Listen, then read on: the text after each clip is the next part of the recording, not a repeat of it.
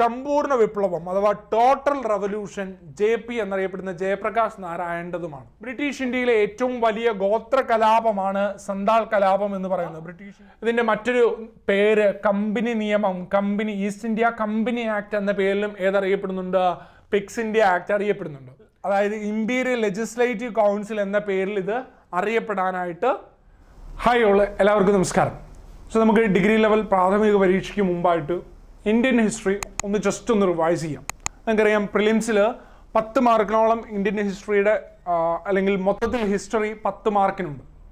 So അതിൽ Indian ഹിസ്റ്ററിയും കേരള ചരിത്രവും അതുപോലെ തന്നെ ലോക ചരിത്രവും ഒക്കെ ചേർന്നാണ് ഈ ഒരു 10 മാർക്ക് വരുന്നത്. നമുക്ക് ഇന്ത്യൻ ഹിസ്റ്ററിയിൽ കുറച്ച് ഹോട്ട് ടോപ്പിക്കുകൾ ഒന്ന് പരിചയപ്പെട്ടു പോകാം. സോ നിങ്ങൾ കൃത്യമായിട്ട് ഈ ഒരു ഹോട്ട് ടോപ്പിക് ഒന്ന് നോക്കിപ്പോണം. ഞാൻ എല്ലാ ടോപ്പിക്കുകളും എന്ത് ചെയ്യുന്നില്ല, ഒരു ക്വിക്ക് റിവിഷനിലേക്ക് എടുത്തിട്ടില്ല. ഇതിൽ മിഡീവൽ ഇന്ത്യയുമായി ബന്ധപ്പെട്ട ഭാഗങ്ങൾ കൃത്യമായിട്ട് നമ്മളൊന്ന് അറിയണം. മധ്യകാല ഇന്ത്യ ചരിത്രം, അതിൽ കൂടുതൽ ഇമ്പോർട്ടൻസ് കൊടുക്കേണ്ടത് അക്ബറിനാണ്. മുഗൾ ഭരണത്തിലെ അക്ബറിൻ്റെ കാലഘട്ടത്തിന് കൂടുതൽ ഇമ്പോർട്ടൻസ് കൊടുക്കണം. പ്ലസ് ആ ഒരു കാലഘട്ടത്തിൽ നിലനിന്നിരുന്ന ഭരണ വിഭാഗങ്ങളെ പറ്റി നമ്മളൊന്ന് അറിഞ്ഞു വെക്കണം. അതായത് സൈനിക വിഭാഗം, അതിൻ്റെ ഭരണത്തലവൻ ആരാണ്, അല്ലെങ്കിൽ ധനകാര്യ വിഭാഗത്തിൻ്റെ ഭരണത്തലവൻ ആരാണ്, ഈ ഒരു രീതിയിലുള്ള ഭാഗങ്ങളൊന്ന് അറിയണം. പിന്നെ അടുത്തൊരു ഭാഗം അഡ്മിനിസ്ട്രേറ്റീവ് റിഫോംസ് ആണ്. അതായത് ഇന്ത്യയിൽ ബ്രിട്ടീഷ് ഭരണ കാലഘട്ടത്തിൽ നടന്ന അഡ്മിനിസ്ട്രേഷൻ, ഭരണഘടനാപരമായിട്ടുള്ള ചേഞ്ചസ് എങ്ങനെയാണ്, അതായത് ചാർട്ടർ നിയമം മുതൽ അതുപോലെ തന്നെ കൗൺസിൽ ആക്ടുകളും പിന്നീട് വന്ന government of India act 1909 Minto മോർലിയും 1919 മൗണ്ടേഗു ചെംസ്ഫോർട്ടും 1935 ഗവൺമെൻറ് ഓഫ് ഇന്ത്യ ആക്റ്റും ഒക്കെ തന്നെ എന്ത് ചെയ്യണം, ഒന്ന് അറിഞ്ഞു പോകണം. 1857 റിവോൾട്ട് നമ്മൾ പലതവണ PSC പരീക്ഷ പഠിച്ചിട്ടുള്ള, PSCക്ക് വേണ്ടിയിട്ട് സിലബസ് നോക്കിയിട്ടുള്ളവർക്കറിയാം. 1857 റിവോൾട്ട് കുറേ കാലഘട്ടങ്ങളിൽ റിപ്പീറ്റ് ചെയ്യപ്പെട്ടിരുന്ന ഒരു ഏരിയ ആയിരുന്നു. അതിൽ NCERTയിൽ നിന്നും ബേസ് ചെയ്ത് വരുന്ന ഭാഗങ്ങൾക്ക് കൂടുതൽ പ്രയോറിറ്റി കൊടുക്കണം. അതുപോലെ തന്നെ സന്താൾ കലാപം ഈ ഒരു ഏരിയയിലെ ഏറ്റവും പ്രധാനപ്പെട്ട ഒരു ഹോട്ട് ടോപ്പിക്കായിട്ട് നിലനിൽക്കുന്ന ഒരു ഏരിയയാണ് സന്താൾ കലാപം എന്നുള്ള ഭാഗം. ദെൻ ഇന്റർനാഷണൽ കോൺഗ്രസ് INCയുമായി ബന്ധപ്പെട്ടുള്ള സമ്മേളനങ്ങൾ, പ്രത്യേകിച്ച് INCനെ ഇന്റർനാഷണൽ കോൺഗ്രസിനെ നമുക്ക് ഗാന്ധിജിയുമായി റിലേറ്റ് ചെയ്തിട്ടുള്ള Indian independent movement and Gandhiji എന്നുള്ള ഭാഗവുമായിട്ട് കൂട്ടിച്ചേർക്കാം. അതായത് ഇന്ത്യയുടെ ദേശീയ പ്രസ്ഥാനത്തിൽ, ഇന്ത്യയുടെ സ്വാതന്ത്ര്യ സമരത്തിൽ നിലനിന്നിരുന്ന ഇന്റർനാഷണൽ കോൺഗ്രസിൻ്റെ സമ്മേളനങ്ങളാണ് കൂടുതലായിട്ടും അറിഞ്ഞു പോകേണ്ടത്. അതായത് നിസ്സഹകരണ പ്രസ്ഥാനം ഇൻട്രൊഡ്യൂസ് ചെയ്യപ്പെട്ട INC സമ്മേളനം ഏത്, സ്വരാജ് എന്നുള്ള ടേം പറഞ്ഞത് അല്ലെങ്കിൽ പൂർണ്ണ സ്വരാജ് എന്നുള്ള ഭാഗം പറഞ്ഞ ലാഹോർ സമ്മേളനം 1929 ലാഹോർ സമ്മേളനം അറിഞ്ഞു പോകണം. അത്തരത്തിൽ ഇന്ത്യൻ ദേശീയ പ്രസ്ഥാനവുമായി ബന്ധപ്പെട്ടിട്ടുള്ള INCയുടെ പ്രധാനപ്പെട്ട സമ്മേളനങ്ങൾ നമ്മളൊന്ന് നോക്കണം. സോഷ്യൽ റിഫോംസ്, ന്യൂസ് പേപ്പർ എന്നുള്ള ഈ ഒരു ഭാഗം, അത് ആ 10ാം ക്ലാസ്സിലെ ചാപ്റ്റർ സംസ്കാരവും ദേശീയതയും എന്നുള്ള ചാപ്റ്ററിൽ പറഞ്ഞു പോയിരിക്കുന്ന ന്യൂസ് പേപ്പേഴ്സും അതുപോലെ തന്നെ കലാ മേഖല, അതായത് ചിത്രകലയും ഒക്കെയായി ബന്ധപ്പെട്ടിട്ടുള്ള ഭാഗങ്ങളൊന്ന് നോക്കണം. ദെൻ സ്വാതന്ത്ര്യാനന്തര ഇന്ത്യയുമായി ബന്ധപ്പെട്ടിട്ടുള്ള സ്റ്റേറ്റ് റീഓർഗനൈസേഷൻ, ഭാഷാടിസ്ഥാനത്തിലുള്ള സംസ്ഥാന പുനഃസംഘടനയും നാട്ടുരാജ്യങ്ങളുടെ സംയോജനവും എന്ത് ചെയ്യണം, കൃത്യമായിട്ടൊന്ന് അറിയണം. അതുപോലെ തന്നെ ഫോറിൻ പോളിസി, ഇന്ത്യയുടെ വിദേശ നയം എന്ത് ചെയ്യണം, ഒന്ന് നോക്കിയിരിക്കണം. ഇത്രയുമാണ് ഇന്ത്യ ചരിത്രവുമായി ബന്ധപ്പെട്ടൊരു ഹോട്ട് ടോപ്പിക് എന്നുള്ള രീതിയിൽ ഇമ്പോർട്ടൻ്റ് ആയിട്ട് നോക്കേണ്ടുന്ന ഭാഗം. അതിൽ 1857 റിവോൾട്ട് നോക്കുമ്പോഴത്തേന് അവിടെ ഏറ്റവും പ്രധാനപ്പെട്ട കലാപത്തിന് നേതൃത്വം നൽകിയ ആര്, എവിടെ കലാപത്തിന് നേതൃത്വം നൽകി, ഈ യുദ്ധങ്ങൾ ഉണ്ടാകാനുള്ള കാരണങ്ങൾ എന്തൊക്കെയാണ് എന്നുള്ള കാര്യങ്ങൾ ഒന്ന് നോക്കേണ്ടതുണ്ട്. ദേശീയത വളരാനായിട്ടുള്ള കാരണങ്ങൾ, തീവ്ര ദേശീയത വളരാനായിട്ടുള്ള കാരണങ്ങൾ, അങ്ങനെയുള്ള ഭാഗങ്ങൾ എന്ത് ചെയ്യണം, നമ്മളൊന്ന് അറിഞ്ഞു പോകണം. സോ നമുക്ക് ക്വിക്കായിട്ട് കുറച്ച് കാര്യങ്ങൾ ഒന്ന് റിവൈസ് ചെയ്യാം. സോ റിവിഷൻ എന്ന് ഉള്ള ഒരു ഭാഗത്തിലേക്ക് ഞാൻ മിഡീവൽ ഇന്ത്യയുമായി ബന്ധപ്പെട്ടുള്ള ഭാഗങ്ങൾ എടുത്തിട്ടുണ്ട്. അതുപോലെ തന്നെ ബാക്കി കുറച്ച് സെറ്റ് ഓഫ് ഏരിയാസ് എടുത്തിട്ടുണ്ട്. ദെൻ ഇതിന് ശേഷം നമുക്കൊരു PYQ അല്ലെങ്കിൽ സെലക്റ്റീവ് ആയിട്ടുള്ള NCERT ചാപ്റ്ററുകളിൽ നിന്നുള്ള ചോദ്യങ്ങൾ നമുക്കത് അടുത്ത ക്ലാസ് ആയിട്ട് നമുക്ക് ചെയ്യാം. സോ ഇത്രയും ഒക്കെ ഒന്ന് നോക്കിയിട്ട് പോവുക. ഓക്കെ, നമുക്ക് ഏറ്റവും പ്രധാനപ്പെട്ട കുറച്ച് പോയിന്റുകളിലേക്ക് വരാം. ജസ്റ്റ് പറഞ്ഞു പോകുന്നു എന്ന് മാത്രമേ ഉള്ളൂ. നമ്മൾ ഡീറ്റെയിൽ ചെയ്ത് പഠിച്ചതാണ്, ഒന്ന് റീവിഷനാണ്.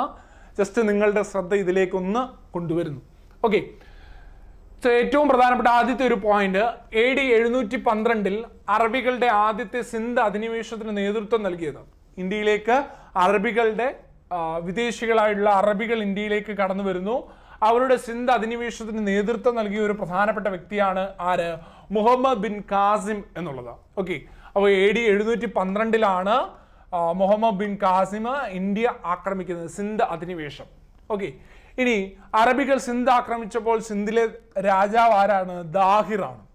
ഓക്കെ, ഇനി AD 1000-നും 1027-നും ഇടയിൽ 17 തവണ ഇന്ത്യ ആക്രമിച്ച ഭരണാധികാരിയാണ് മുഹമ്മദ് ഗസനി എന്നുള്ളത്.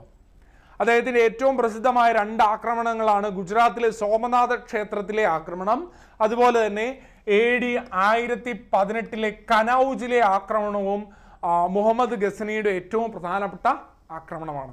ഓക്കെ, ഇനി ഒന്നാം തറൈൻ യുദ്ധം. നമ്മൾ മിഡീവൽ ഇന്ത്യയിലേക്ക് വരുമ്പോഴത്തേന് അറിഞ്ഞു വെക്കേണ്ടുന്ന മറ്റൊരു ടോപ്പിക്കാണ് തറൈൻ യുദ്ധം എന്നുള്ളത്. 1191 തറൈൻ യുദ്ധം. ആരൊക്കെ തമ്മിലാണ്? മുഹമ്മദ് ഗോറിയും അതുപോലെ തന്നെ പൃഥ്വിരാജ് ചൗഹാനും തമ്മിലാണ്. ഗോറി ഇതിൽ പരാജയപ്പെട്ടു. ദെൻ രണ്ടാം തറൈൻ യുദ്ധം 1192 രണ്ടാം തറൈൻ യുദ്ധം.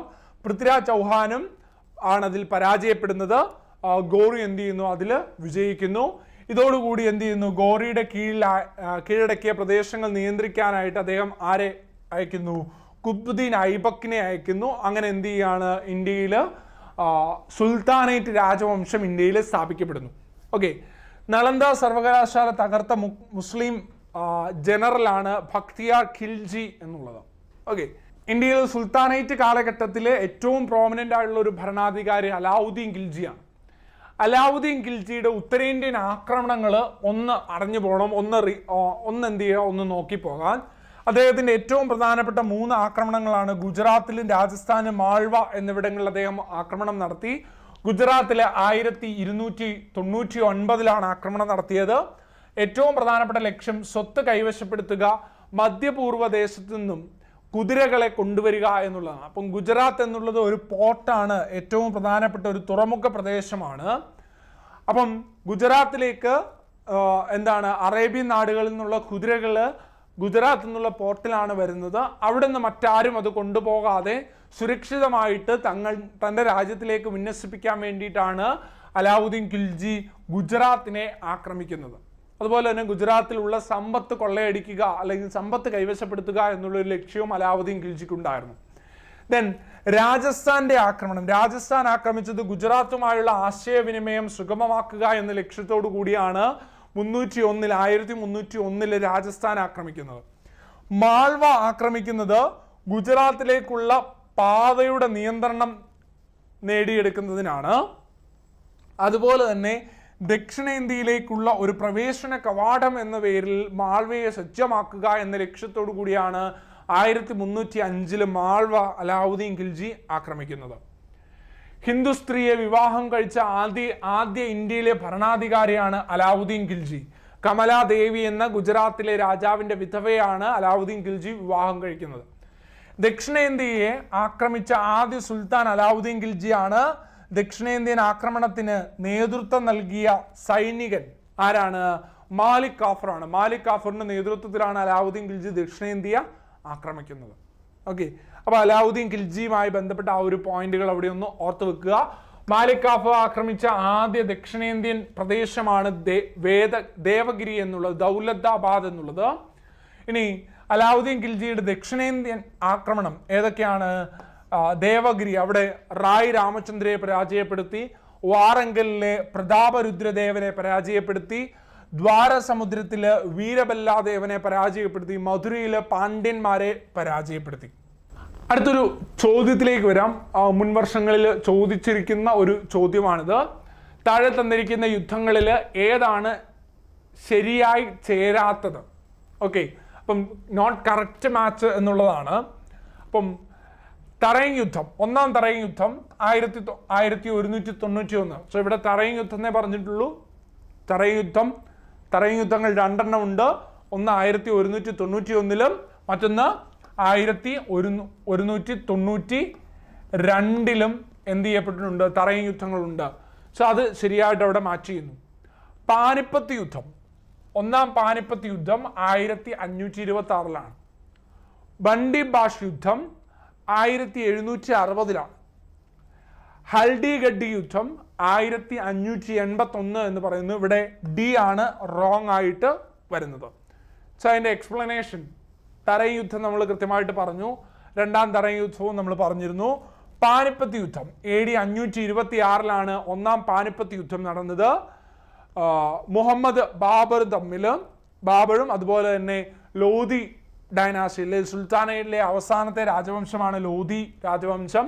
അതിലെ അവസാന ഭരണാധികാരിയായ ഇബ്രാഹിം ലോധിയുമായി 1526 നടന്ന യുദ്ധമാണ് ഒന്നാം പാനിപ്പത്ത് യുദ്ധം എന്ന് പറയുന്നത്. പാനിപ്പത്ത് യുദ്ധത്തിൽ ലോധി പരാജയപ്പെടുന്നു, ബാബർ എന്ത് ചെയ്യുന്നു, അധികാരം സ്ഥാപിക്കുന്നു. രണ്ടാം പാനിപ്പത്ത് യുദ്ധം 1556 അക്ബറും അതുപോലെ തന്നെ ഈ ഒരു യുദ്ധത്തിൽ അക്ബർ 1556 രണ്ടാം പാനിപ്പത്ത് യുദ്ധത്തിൽ ജനറൽ ബൊറം ഖാൻ ഹെമുവിന്റെ അഫ്ഗാൻ സൈന്യത്തെയാണ് പരാജയപ്പെടുന്നത്. അപ്പം അക്ബർ ആരെ പരാജയപ്പെടുത്തി? ഹെമുവിന്റെ അഫ്ഗാൻ സൈന്യത്തെയാണ് പരാജയപ്പെടുത്തുന്നത്. മൂന്നാം പാനിപ്പത്ത് യുദ്ധം 1761 മൂന്നാം പാനിപ്പത്ത് യുദ്ധം.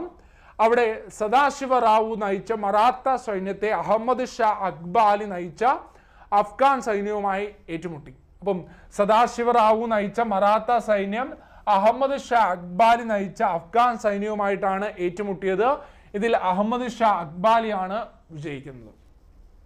ഓക്കെ, ബ്രിട്ടീഷുകാർ ഫ്രഞ്ചുകാരെ പൂർണ്ണമായും പരാജയപ്പെടുത്തിയ ഒരു യുദ്ധമാണ് 1760 വണ്ടി ബാഷ് യുദ്ധം എന്ന് പറയുന്നത്. അപ്പം ഫ്രഞ്ചുകാരെ പൂർണ്ണമായും ബ്രിട്ടീഷുകാർ പരാജയപ്പെടുത്തുന്നത് 1760 വണ്ടി ബാഷ് യുദ്ധത്തിലൂടെയാണ്.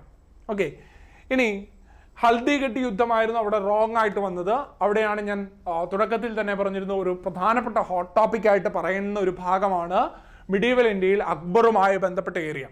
അക്ബറുമായി ബന്ധപ്പെട്ട ഈ ഒരു ഏരിയ കൃത്യമായിട്ട് അറിഞ്ഞു വെക്കണം. അക്ബറുമായി ബന്ധപ്പെട്ടുള്ള ഐനി അക്ബാരി എന്നുള്ള അദ്ദേഹത്തിൻ്റെ പുസ്തകം, അദ്ദേഹവുമായി ബന്ധപ്പെട്ടുള്ള ആ ഒരു അബ്ദുൽ ഫസൽ എഴുതിയ അക്ബർ നാമ അഥവാ ഐനി അക്ബാരി കൃത്യമായിട്ടൊന്ന് അറിഞ്ഞു പോകേണ്ടതുണ്ട്. സോ ഇവിടെ നമുക്ക് നോക്കാം. 1556 മുതൽ 1605 വരെയുള്ള കാലഘട്ടത്തിലാണ് അക്ബർ മുഗൾ രാജവംശത്തെ ഭരിക്കുന്നത്. മഹാനായ മുഗൾ ചക്രവർത്തി, നിരക്ഷനായ മുഗൾ ചക്രവർത്തി എന്നൊക്കെ ആരറിയപ്പെടുന്നുണ്ട്? അക്ബർ അറിയപ്പെടുന്നുണ്ട്. 1564 ഹിന്ദുക്കളുടെ മേലുള്ള ജസിയ എന്നുള്ള ടാക്സ് അത് പിൻവലിച്ചത് ആരാണ്? അക്ബറാണ്. അപ്പൊ ജസിയ നികുതി പിൻവലിച്ച ഭരണാധികാരി ആരാണ്? അക്ബറാണ്. 1570 മൻസബ്ദാരി സമ്പ്രദായം ഇൻട്രൊഡ്യൂസ് ചെയ്തു. അപ്പൊ 1570 മൻസബ്ദാരി സമ്പ്രദായം ഇൻട്രൊഡ്യൂസ് ചെയ്തത് ആരാണ്? അക്ബറാണ്. 1576 ഹൽദിഗഡ്ഡി യുദ്ധം നടക്കുന്നത്. എന്നാണ് 1576 ഹൽദിഗഡ്ഡി യുദ്ധം വരുന്നത്. ഓക്കെ, ജസിയ നികുതി നിർത്തലാക്കുന്ന 1564, 1570 മൻസബ്ദാരി സമ്പ്രദായം കൊണ്ടുവരുന്നു. 1576 ഹൽദിഗഡ്ഡി യുദ്ധം. അക്ബർ ആരെയാണ് പരാജയപ്പെടുത്തുന്നത്? റാണ പ്രതാപിനെ പരാജയപ്പെടുത്തുന്നു. ഇനി അക്ബർ 1582 ദിൻ ഇലാഹി എന്ന ഒരു മതം സ്ഥാപിച്ചു. സൂര്യനെയും പ്രകാശത്തെയും ഒക്കെ കേന്ദ്രീകരിച്ചുകൊണ്ട് ആരാധന നടത്തുന്ന എല്ലാ മതവിശ്വാസങ്ങളെയും ബഹുമാനിക്കുന്ന, എല്ലാ മതവിശ്വാസത്തിനെയും നല്ല വശങ്ങളെ ഉൾപ്പെടുത്തിക്കൊണ്ടുള്ള ഒരു മതമായിരുന്നു ദിൻ ഇലാഹി എന്നുള്ളത്. ഓക്കെ, അഥവാ തൗഫദീൻ ഇലാഹി എന്ന പേരിലും ഇത് അറിയപ്പെടുന്നുണ്ട്. അക്ബർ ഇൻട്രൊഡ്യൂസ് ചെയ്തിരിക്കുന്ന ഒരു മതനയമാണ് ദിൻ ഇലാഹി. 1582 ദിൻ ഇലാഹി അക്ബർ ഇൻട്രൊഡ്യൂസ് ചെയ്യുന്നത്. അക്ബറിന്റെ ഒരു പ്രധാനപ്പെട്ട ധനകാര്യ മന്ത്രിയാണ് രാജ തോഡർമാൾ എന്നുള്ളത്. ഒരു രജപുത്ര വ്യക്തിയാണ് രാജ തോഡർമാൾ എന്നുള്ളത്. ഇനി AD 580 അക്ബർ അവതരിപ്പിച്ച ലാൻഡ് റവന്യൂ സമ്പ്രദായം, ഭൂനികുതി സമ്പ്രദായമാണ് ദശാലയും കരോറിയും. ഇപ്പം കരോരി എന്നുള്ളതും ദശാല എന്നുള്ളതും അക്ബർ അവതരിപ്പിച്ച ലാൻഡ് റവന്യൂ സിസ്റ്റമാണ്. ഓക്കെ ആണോ? അപ്പൊ അക്ബറുമായി ബന്ധപ്പെട്ടുള്ള ഇത്രയും കാര്യങ്ങൾ എന്ത് ചെയ്യുക, ഒന്ന് അറിയുക. ഇനി സുൽത്താനേറ്റ് കാലഘട്ടത്തിൽ നിലനിന്നിരുന്ന ഉദ്യോഗസ്ഥരും അവരുടെ ചുമതലകൾ നമുക്ക് നോക്കാം. ഇത് SCERT ടെക്സ്റ്റ് ബുക്കിലെ കാര്യങ്ങളാണ്. സോ സുൽത്താനേറ്റ് കാലഘട്ടമാണ് പറയുന്നത്. സുൽത്താനേറ്റിൽ വസീർ എന്നുള്ളതാണ് ധനകാര്യത്തെ കൈകാര്യം ചെയ്തിരുന്നത്. സുൽത്താനേറ്റ് കാലഘട്ടത്തിൽ വസീർ എന്നുള്ള വ്യക്തിയാണ് ഏതിനെ കൈകാര്യം ചെയ്തിരുന്നത്? രാജ്യത്തിൻ്റെ ധനകാര്യം, ഫിനാൻസിനെ കൈകാര്യം ചെയ്തിരുന്നത്. ഇനി മുഖ്യസാധർ എന്നുള്ളത് സുൽത്താനേറ്റ് കാലഘട്ടത്തിലെ ജുഡീഷ്യറിയെ അഥവാ നീതിന്യായ വിഭാഗത്തെ കൈകാര്യം ചെയ്തിരുന്നു. അടുത്തത് മാലിക് എന്നുള്ളത് സുൽത്താനേറ്റ് കാലഘട്ടത്തിലെ മിലിറ്ററിയെ, സൈന്യത്തെ കൈകാര്യം ചെയ്തിരുന്ന തലവനാണ്, അതിൻ്റെ ഉദ്യോഗസ്ഥനാണ് മാലിക് എന്ന പേരിൽ അറിയപ്പെടുന്നത്. ഓക്കെ, ഇനി ദിവാനി ഇൻഷ എന്നുള്ളത് രാജകീയ കത്തിടപാടുകളെ മെയിൻറ്റെയിൻ ചെയ്തിരുന്നു. ഓക്കെ, ഇനി വക്കീദാർ എന്നുള്ളത് റോയൽ ഹൗസ് ഹോൾഡ് ഹെഡ് ആണ്. ഓക്കെ, രാജകുടുംബത്തിൻ്റെ അല്ലെങ്കിൽ റോയൽ ഹൗസ് ഹോൾഡിൻ്റെ ഹെഡാണ് വക്കീൽ ഇദാർ എന്ന പേരിൽ അറിയപ്പെടുന്നത്. ഇനി അഡ്മിനിസ്ട്രേറ്റീവ് ഡിപ്പാർട്ട്മെൻറ്റ്, സുൽത്താനേറ്റ് കാലഘട്ടത്തിലെ അഡ്മിനിസ്ട്രേറ്റീവ് ഡിപ്പാർട്ട്മെൻ്റ് ആണ് ദിവാനി അഴീസ് എന്നുള്ളത് ആർമിയെ കേന്ദ്രീകരിക്കുന്നു. ദിവാനി ഇൻഷ എന്നുള്ളത് സ്റ്റേറ്റ് കറസ്പോണ്ടൻസിനെയാണ് കേന്ദ്രീകരിച്ചത്. ദിവാനി റസലത്ത് റിലീജിയസ് മാറ്റേഴ്സുമായി ബന്ധപ്പെട്ട ഒരു ഡിപ്പാർട്ട്മെൻ്റ് ആണ്. ബാരിഡ് എന്നുള്ളത് ഇൻ്റലിജൻസ് ഡിപ്പാർട്ട്മെൻ്റ് ആണ്. അവിടെ നിലനിന്നിരുന്ന ഒരു രഹസ്യ സൈനിക വിഭാഗമാണ് ബാരിഡ് എന്ന പേരിൽ അറിയപ്പെടുന്നത്. ഖർഗാന എന്നുള്ളത് റോയൽ സ്റ്റോർ ആണ്. ഓക്കെ, ഖർഗാന എന്നുള്ളത് എന്താണ്? റോയൽ സ്റ്റോറും ആണ്. ഓക്കെ, ഇനി മുഗൾ കാലഘട്ടത്തിലേക്ക് വരുമ്പോൾ മുഗൾ കാലഘട്ടത്തിലെ ഉദ്യോഗസ്ഥർ അവരുടെ ചുമതലകളാണ്. വക്കീൽ എന്നുള്ളത് പ്രധാനമന്ത്രിയായിരുന്നു. വസീർ ധനകാര്യത്തെ കൈകാര്യം ചെയ്തു. മിർബക്ഷി സൈന്യത്തിൻ്റെ തലവനായിരുന്നു. ജാദർ എന്നുള്ളത് നീതിന്യായ വിഭാഗമാണ്. മിർസാമൻ in charge of royal household ആണ്. ദെൻ മുക്താസിബ്സ് എന്നുള്ളത് എന്താണ്? മോറൽ ഓഫീസേഴ്സ് ആണ്. മുക്താസിബ്സ് എന്നുള്ളത് എന്താണ്? മോറൽ ഓഫീസേഴ്സ് ആണ്. സദാചാരത്തെ നോക്കുന്ന, രാജ്യത്തിൽ എന്തെങ്കിലും മോശപ്പെട്ട പ്രവൃത്തികൾ, മദ്യപാനമോ അല്ലെങ്കിൽ അത്തരത്തിലുള്ള സാമൂഹിക വിരുദ്ധ നടപടികൾ ഉണ്ട് എങ്കിൽ നടക്കുന്നുണ്ടോ എന്ന് അന്വേഷിക്കുകയും അതിനെ പ്രതിരോധിക്കുകയും ചെയ്യുന്ന ഒരു വിഭാഗമാണ് മുക്താസിബ്സ് എന്ന് അറിയപ്പെടുന്നത്. സോ ഈ ഒരു ടൈം അവിടെ അറിഞ്ഞു വെച്ചിരിക്കുക. ഇനി മുഗൾ കാലഘട്ടത്തിലെ പ്രാദേശിക ഭരണത്തിലെ പ്രവിശ്യകളിലെ പ്രധാനപ്പെട്ട ഉദ്യോഗസ്ഥർ ആരൊക്കെയാണെന്ന് നോക്കാം. സുബ എന്നുള്ളത് സുബയിലെ പ്രധാനപ്പെട്ട ഭരണാധികാരിയാണ് സുബൈദാർ എന്നറിയപ്പെടുന്നത്. സർക്കാരിൻ്റെ പ്രധാനപ്പെട്ട ഒരു ഭരണാധികാരിയാണ് ഫൗജുദാർ. പർഗാനയുടെ അധിപനാണ് ഷിഖ്ദാർ. ഗ്രാമതലവൻ ചൗധരി എന്ന പേരിൽ അറിയപ്പെടുന്നു. പട്ടണത്തിൽ കൊത്തുവാൾ എന്നുള്ളതാണ് പട്ടണങ്ങളുടെ തലവൻ. ഓക്കെ, ഇനി വിജയനഗര സാമ്രാജ്യത്തിലെ ഭരണരീതി, വിജയനഗരത്തിലെ അഡ്മിനിസ്ട്രേഷൻ സിസ്റ്റം എങ്ങനെയാണ്? സെൻട്രൽ അഡ്മിനിസ്ട്രേറ്റീവ് സിസ്റ്റം, കേന്ദ്രീകൃത രാജഭരണത്തിലാണ് നിലനിന്നിരുന്നത്. ദെൻ വിജയനഗര സാമ്രാജ്യത്തിലെ കേന്ദ്ര ഭരണം അറിയപ്പെട്ടത് നായങ്കാര സമ്പ്രദായം എന്ന പേരിലും വിജയനഗരത്തിലെ ലോക്കൽ പ്രാദേശിക ഭരണം അറിയപ്പെട്ടത് അയ്യങ്കാർ സംവിധാനവുമാണ്. നായങ്കാര എന്നുള്ളത് കേന്ദ്ര ഭരണത്തിലെ സെൻട്രൽ അഡ്മിനിസ്ട്രേറ്റീവിലാണ് എങ്കിൽ അയ്യങ്കാർ എന്നറിയപ്പെട്ടത് എന്താണ്? പ്രവിശ്യയിലെ അഡ്മിനിസ്ട്രേറ്റീവ് സിസ്റ്റം അയ്യങ്കാർ സമ്പ്രദായത്തിൽ അധിഷ്ഠിതമാണ്. ഇനി അയ്യങ്കാർ സമ്പ്രദായത്തിൽ സാമ്രാജ്യത്തിലെ പ്രവിശ്യകൾ, നാടുകൾ, ഗ്രാമങ്ങൾ എന്നിങ്ങനെ വേർതിരിച്ചു. അയ്യങ്കാർ സമ്പ്രദായത്തിലെ അടിസ്ഥാന ഘടകം ഗ്രാമമാണ്. ദൈനംദിന ഗ്രാമ പ്രവർത്തനങ്ങളെ നിയന്ത്രിച്ചിരുന്നത് അയ്യങ്കാറാണ്. ഓക്കെ, ഇനി ശിവജിയുടെ ഏറ്റവും പ്രധാനപ്പെട്ട മന്ത്രിസഭ, ശിവജിയുടെ മന്ത്രിസഭ അറിയപ്പെടുന്നത് അഷ്ടപ്രധാൻ എന്ന പേരിലാണ്. അഷ്ടപ്രധാൻ ആരുടെ മന്ത്രിസഭയാണ്? Council of ministers of Shivaji ആണ് ഏത് പേരിൽ അറിയപ്പെടുന്നു? അഷ്ടപ്രധാൻ എന്ന പേരിൽ അറിയപ്പെടുന്നു. അതിൽ പേഷ്വ ഉണ്ട്. പേഷ്വ പ്രധാനമന്ത്രിയാണ്. സേനാപതി സൈന്യത്തലവനാണ്. ന്യായാധ്യക്ഷൻ മുഖ്യ ന്യായാധിപനാണ്, ജുഡീഷ്യറിയുടെ ഹെഡാണ്. ദെൻ അമാത്യൻ എന്താണ്? ഫിനാൻസ് മിനിസ്റ്ററാണ്. സുമന്ത് എന്നുള്ളത് ഫോറിൻ മിനിസ്റ്ററാണ്, വിദേശകാര്യത്തെ കൈകാര്യം ചെയ്തു. പണ്ഡിത റാവു റിലീജിയസ് മാറ്റേഴ്സിനെ കൈകാര്യം ചെയ്തു. മന്ത്രി എന്താണ്? രാജാവിൻ്റെ സെക്രട്ടറിയാണ്.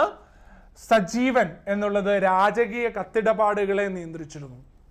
മുഗൾ കാലഘട്ടത്തിലെ ഭൂമിയുടെ തരംതിരിവ് കൃത്യമായിട്ടൊന്ന് അറിഞ്ഞു പോവുക. മുഗൾ കാലഘട്ടത്തിലെ ഭൂമിയുടെ തരംതിരിവാണ്: പൊളാജ്, പരട്ടി, ചച്ചാർ, ബെഞ്ചാർ എന്നിങ്ങനെ 4ആയിട്ട് എന്ത് ചെയ്യപ്പെട്ടിട്ടുണ്ട്? മുഗൾ കാലഘട്ടത്തിൽ ഭൂമിയെ തരംതിരിച്ചിട്ടുണ്ട്. അത് എന്താണ്? ഭൂമിയുടെ ഫലഭൂഷ്ഠത ഫെർട്ടിലിറ്റിയുടെ അടിസ്ഥാനത്തിലാണ് ഈ ഒരു തരംതിരിവ് വരുന്നത്. പൊള്ളാജ്, പരട്ടി, ചച്ച, ബെഞ്ചാർ എന്നിവ. പൊള്ളാജ് എന്നുള്ളത് എപ്പോഴും കൃഷി ചെയ്യുന്നത്, എല്ലാ വർഷവും കൾട്ടിവേറ്റ് ചെയ്യുന്ന ഒരു ലാൻഡാണ് പൊള്ളാജ് എന്ന് പറയുന്നത്. ദെൻ പരട്ടി എന്നുള്ളത് ഒന്നോ രണ്ടോ വർഷം തരിശായി കിടക്കുന്ന, വെറ്റ് ലാൻഡായിട്ട് കിടക്കുന്ന ഒരു 1-2 വർഷം എന്താണ് തരിശായിട്ട് കിടക്കുന്ന ഒരു ഭൂമിയാണ് പരട്ടി എന്ന് പറയുന്നത്. ചച്ചാർ 3-4 വർഷം. ബെഞ്ചാർ എന്നുള്ളത് എന്താണ്? നിരവധി വർഷം തരിശായിട്ട് കിടക്കുന്ന ഒരു പ്രദേശം. ഓക്കെ, അപ്പം ഈ ഒരു ലാൻഡ് ക്ലാസിഫിക്കേഷനും ഇവിടെ ഒന്ന് അറിഞ്ഞു വെക്കുക. ഇനി അടുത്ത ഒരു ടോപ്പിക്കിലേക്ക് വരുന്നു. നമ്മൾ ഓൾറെഡി ഹോട്ട് ടോപ്പിക്കായിട്ട് പറഞ്ഞു പോകുന്ന ഒരു ഭാഗമാണ് ബ്രിട്ടീഷ് അഡ്മിനിസ്ട്രേറ്റീവ് സിസ്റ്റത്തിനകത്തെ റിഫോംസുകൾ എന്തൊക്കെയാണ്. ഇന്ത്യയിൽ ഭരണപരമായിട്ട് ബ്രിട്ടീഷുകാർ നിരവധി ചേഞ്ചസുകൾ കൊണ്ടുവന്നിരുന്നു. അതിൽ അവർ സ്ഥാപിതമായ അന്നു മുതൽ അല്ലെങ്കിൽ കമ്പനിയുടെ നേതൃത്വത്തിൽ എന്ത് ചെയ്യുന്നു? ഈസ്റ്റ് ഇന്ത്യ കമ്പനി ഇന്ത്യയിൽ ഭരണം സ്ഥാപിക്കുന്നു. അവിടുന്ന് പതുക്കെ എന്ത് ചെയ്യുന്നു? ഇന്ത്യയുടെ ഓരോ മേഖലകളിലേക്കും അവർ കടന്നു വരുന്നു. ആ കടന്നുകയറ്റത്തിൻ്റെ ഭാഗമായിട്ട് നിയമങ്ങളെ അവരെന്ത് ചെയ്യുന്നു? ചേഞ്ച് ചെയ്തു. അപ്പോൾ അങ്ങനെ ഇന്ത്യൻ ഭരണഘടനയുടെ രൂപീകരണത്തിൽ സ്വാധീനം ചെലുത്തിയ ബ്രിട്ടീഷ് നിയമങ്ങളെ പ്രധാനമായിട്ടും 2 തലക്കെട്ടിന് കീഴിലാണ് കൊണ്ടുവരുന്നത്. ഒന്ന് ഇത് കമ്പനി റൂൾ എന്നുള്ളതും മറ്റൊന്ന് ക്രൗൺ റൂൾ എന്നുള്ളതും. കമ്പനി റൂള് എന്ന് പറയുന്നത് 1773 മുതൽ 1858 വരെയുള്ള കാലഘട്ടമാണ്. അതായത് ശിപ്പായി ലഹള അല്ലെങ്കിൽ 1857 റിവോൾട്ട് വരെയുള്ള കാലഘട്ടത്തിലാണ് കമ്പനി റൂൾ വരുന്നത്. അതിനുശേഷം എന്ത് ചെയ്യുന്നു? ക്യൂൻ വിക്ടോറിയ രാജ്ഞിയുടെ പ്രൊക്ലമേഷനോടെ ഇന്ത്യയുടെ ഭരണം ആരേറ്റെടുക്കുന്നു? ബ്രിട്ടീഷ് രാജ്ഞി നേരിട്ട് ഏറ്റെടുക്കുന്നു.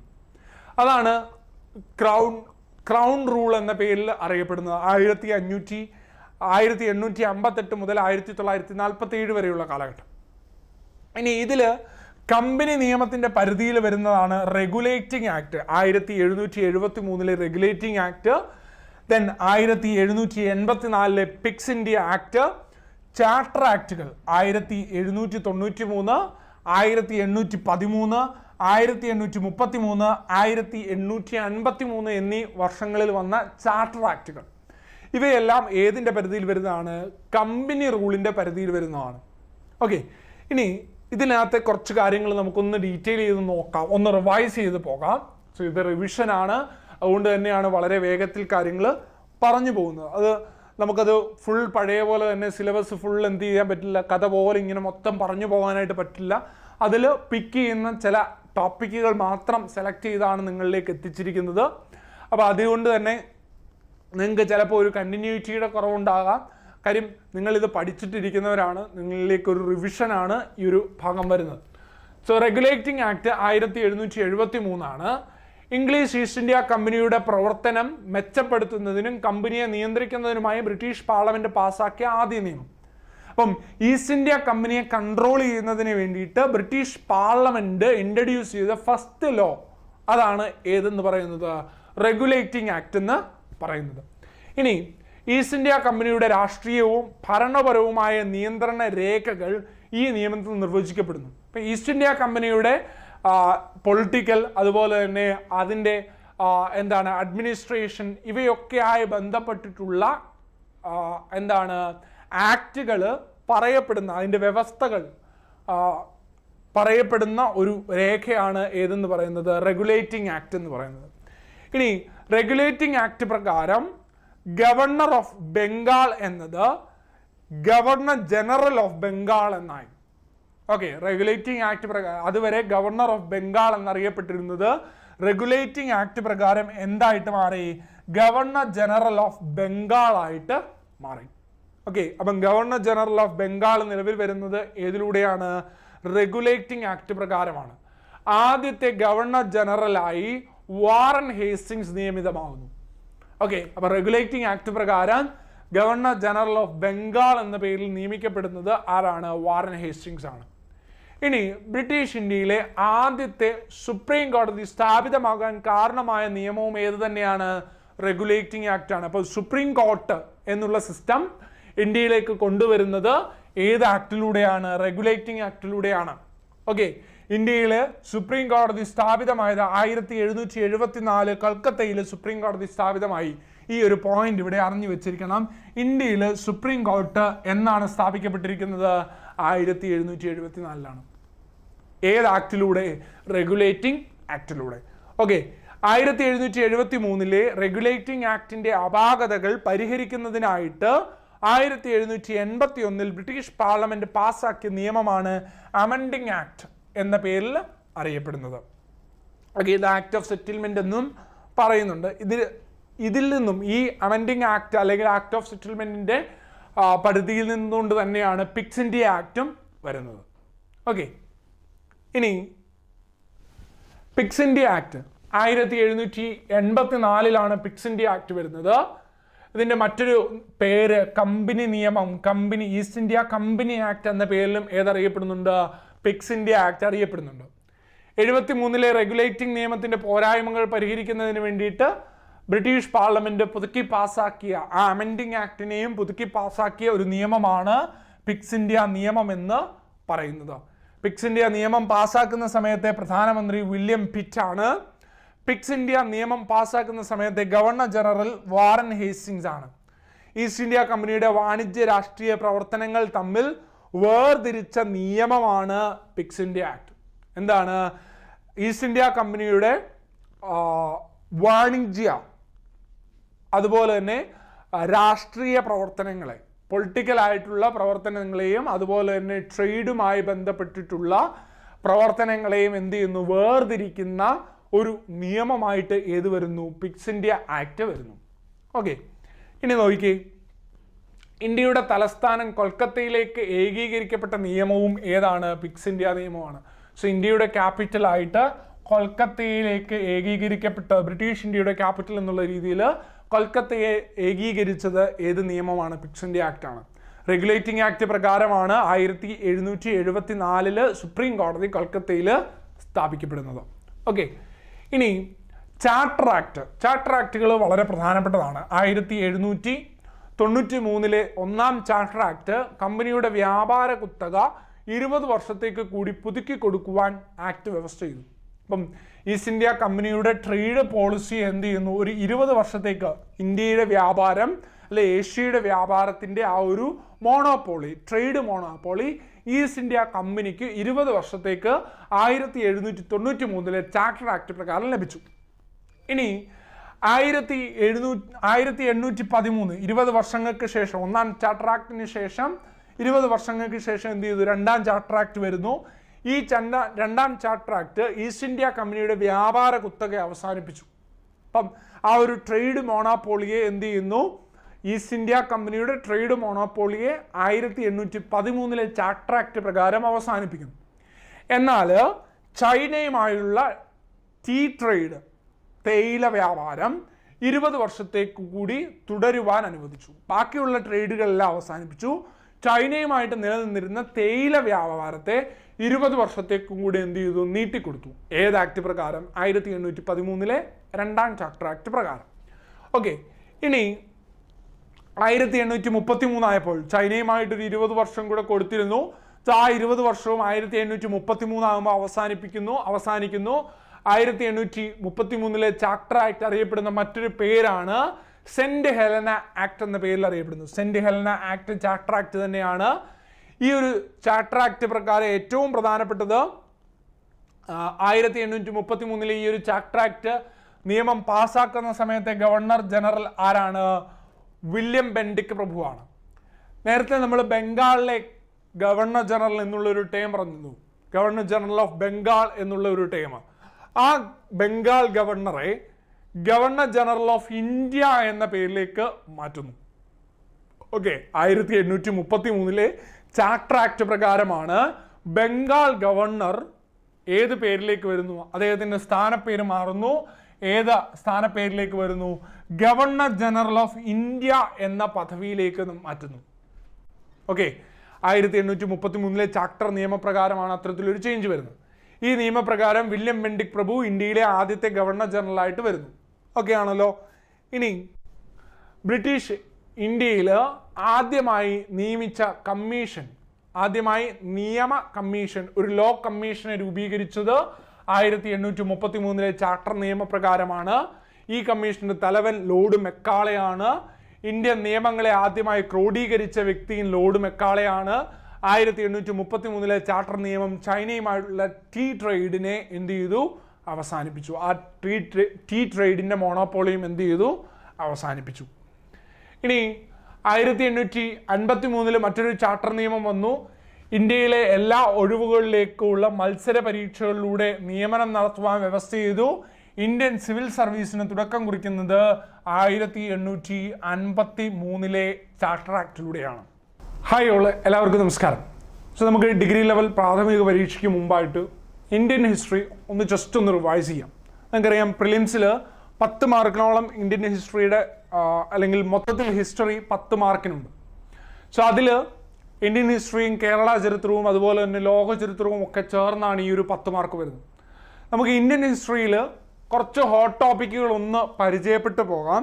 സോ നിങ്ങൾ കൃത്യമായിട്ട് ഈ ഒരു ഹോട്ട് ടോപ്പിക് നോക്കി പോകണം. ഞാൻ എല്ലാ ടോപ്പിക്കുകളും എന്ത് ചെയ്യുന്നില്ല, ഒരു ക്വിക്ക് റിവിഷനിലേക്ക് എടുത്തിട്ടില്ല. ഇതിൽ മിഡീവൽ ഇന്ത്യയുമായി ബന്ധപ്പെട്ട ഭാഗങ്ങൾ കൃത്യമായിട്ട് നമ്മളൊന്നറിയണം. മധ്യകാല ഇന്ത്യ ചരിത്രം, അതിൽ കൂടുതൽ ഇമ്പോർട്ടൻസ് കൊടുക്കേണ്ടത് അക്ബറിനാണ്. മുഗൾ ഭരണത്തിലെ അക്ബറിൻ്റെ കാലഘട്ടത്തിന് കൂടുതൽ ഇമ്പോർട്ടൻസ് കൊടുക്കണം. പ്ലസ് ആ ഒരു കാലഘട്ടത്തിൽ നിലനിന്നിരുന്ന ഭരണ വിഭാഗങ്ങളെ പറ്റി നമ്മളൊന്ന് അറിഞ്ഞു വെക്കണം. അതായത് സൈനിക വിഭാഗം, അതിൻ്റെ ഭരണത്തലവൻ ആരാണ്, അല്ലെങ്കിൽ ധനകാര്യ വിഭാഗത്തിൻ്റെ ഭരണത്തലവൻ ആരാണ്, ഈ ഒരു രീതിയിലുള്ള ഭാഗങ്ങളൊന്ന് അറിയണം. പിന്നെ അടുത്തൊരു ഭാഗം അഡ്മിനിസ്ട്രേറ്റീവ് റിഫോംസ് ആണ്. അതായത് ഇന്ത്യയിൽ ബ്രിട്ടീഷ് ഭരണ കാലഘട്ടത്തിൽ നടന്ന അഡ്മിനിസ്ട്രേഷൻ, ഭരണഘടനാപരമായിട്ടുള്ള ചേഞ്ചസ് എങ്ങനെയാണ്, അതായത് ചാർട്ടർ നിയമം മുതൽ അതുപോലെ തന്നെ കൗൺസിൽ ആക്ടുകളും പിന്നീട് വന്ന government of India act 1909 Minto മോർലിയും 1919 മൗണ്ടേഗു ചെംസ്ഫോർട്ടും 1935 ഗവൺമെൻറ് ഓഫ് ഇന്ത്യ ആക്റ്റും ഒക്കെ തന്നെ എന്ത് ചെയ്യണം, അറിഞ്ഞു പോകണം. 1857 റിവോൾട്ട് നമ്മൾ പലതവണ PSC പരീക്ഷ പഠിച്ചിട്ടുള്ള, PSCക്ക് വേണ്ടിയിട്ട് സിലബസ് നോക്കിയിട്ടുള്ളവർക്കറിയാം. 1857 റിവോൾട്ട് കുറേ കാലഘട്ടങ്ങളിൽ റിപ്പീറ്റ് ചെയ്യപ്പെട്ടിരുന്ന ഒരു ഏരിയ ആയിരുന്നു. അതിൽ NCERTയിൽ നിന്നും ബേസ് ചെയ്ത് വരുന്ന ഭാഗങ്ങൾക്ക് കൂടുതൽ പ്രയോറിറ്റി കൊടുക്കണം. അതുപോലെ തന്നെ സന്താൾ കലാപം ഈ ഒരു ഏരിയയിലെ ഏറ്റവും പ്രധാനപ്പെട്ട ഒരു ഹോട്ട് ടോപ്പിക്കായിട്ട് നിലനിൽക്കുന്ന ഒരു ഏരിയയാണ് സന്താൾ കലാപം എന്നുള്ള ഭാഗം. ദെൻ ഇന്റർനാഷണൽ കോൺഗ്രസ് INCയുമായി ബന്ധപ്പെട്ടുള്ള സമ്മേളനങ്ങൾ, പ്രത്യേകിച്ച് INCനെ, ഇന്റർനാഷണൽ കോൺഗ്രസിനെ നമുക്ക് ഗാന്ധിജിയുമായി റിലേറ്റ് ചെയ്തിട്ടുള്ള Indian independent movement and Gandhiji എന്നുള്ള ഭാഗവുമായിട്ട് കൂട്ടിച്ചേർക്കാം.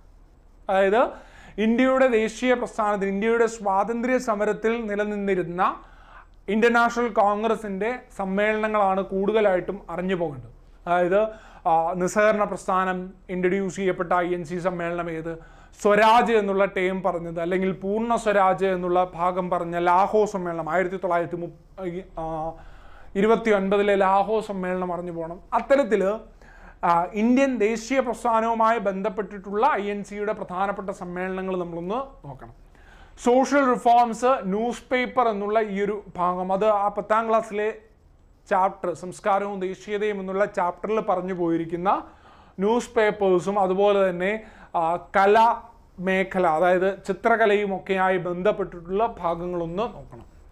ദെൻ സ്വാതന്ത്ര്യാനന്തര ഇന്ത്യയുമായി ബന്ധപ്പെട്ടിട്ടുള്ള സ്റ്റേറ്റ് റീഓർഗനൈസേഷൻ, ഭാഷാടിസ്ഥാനത്തിലുള്ള സംസ്ഥാന പുനഃസംഘടനയും നാട്ടുരാജ്യങ്ങളുടെ സംയോജനവും എന്ത് ചെയ്യണം, കൃത്യമായിട്ടൊന്ന് അറിയണം. അതുപോലെ തന്നെ ഫോറിൻ പോളിസി, ഇന്ത്യയുടെ വിദേശ നയം എന്ത് ചെയ്യണം, നോക്കിയിരിക്കണം. ഇത്രയുമാണ് ഇന്ത്യ ചരിത്രവുമായി ബന്ധപ്പെട്ടൊരു ഹോട്ട് ടോപ്പിക് എന്നുള്ള രീതിയിൽ ഇമ്പോർട്ടൻ്റ് ആയിട്ട് നോക്കേണ്ടുന്ന ഭാഗം. അതിൽ 1857 റിവോൾട്ട് നോക്കുമ്പോഴത്തേന് അവിടെ ഏറ്റവും പ്രധാനപ്പെട്ട കലാപത്തിന് നേതൃത്വം നൽകിയ ആര്, എവിടെ കലാപത്തിന് നേതൃത്വം നൽകി, ഈ യുദ്ധങ്ങൾ ഉണ്ടാകാനുള്ള കാരണങ്ങൾ എന്തൊക്കെയാണ് എന്നുള്ള കാര്യങ്ങൾ നോക്കേണ്ടതുണ്ട്. ദേശീയത വളരാനായിട്ടുള്ള കാരണങ്ങൾ, തീവ്ര ദേശീയത വളരാനായിട്ടുള്ള കാരണങ്ങൾ, അങ്ങനെയുള്ള ഭാഗങ്ങൾ എന്ത് ചെയ്യണം, നമ്മളൊന്ന് അറിഞ്ഞു പോകണം. സോ നമുക്ക് ക്വിക്കായിട്ട് കുറച്ച് കാര്യങ്ങൾ റിവൈസ് ചെയ്യാം. സോ റിവിഷൻ ഉള്ള ഒരു ഭാഗത്തിലേക്ക് ഞാൻ മിഡീവൽ ഇന്ത്യയുമായി ബന്ധപ്പെട്ടുള്ള ഭാഗങ്ങൾ എടുത്തിട്ടുണ്ട്. അതുപോലെ തന്നെ ബാക്കി കുറച്ച് സെറ്റ് ഓഫ് ഏരിയാസ് എടുത്തിട്ടുണ്ട്. ദെൻ ഇതിന് ശേഷം നമുക്കൊരു PYQ അല്ലെങ്കിൽ സെലക്റ്റീവ് ആയിട്ടുള്ള NCERT ചാപ്റ്ററുകളിൽ നിന്നുള്ള ചോദ്യങ്ങൾ നമുക്കത് അടുത്ത ക്ലാസ് ആയിട്ട് നമുക്ക് ചെയ്യാം. സോ ഇത്രയും ഒക്കെ ഒന്ന് നോക്കിയിട്ട് പോവുക.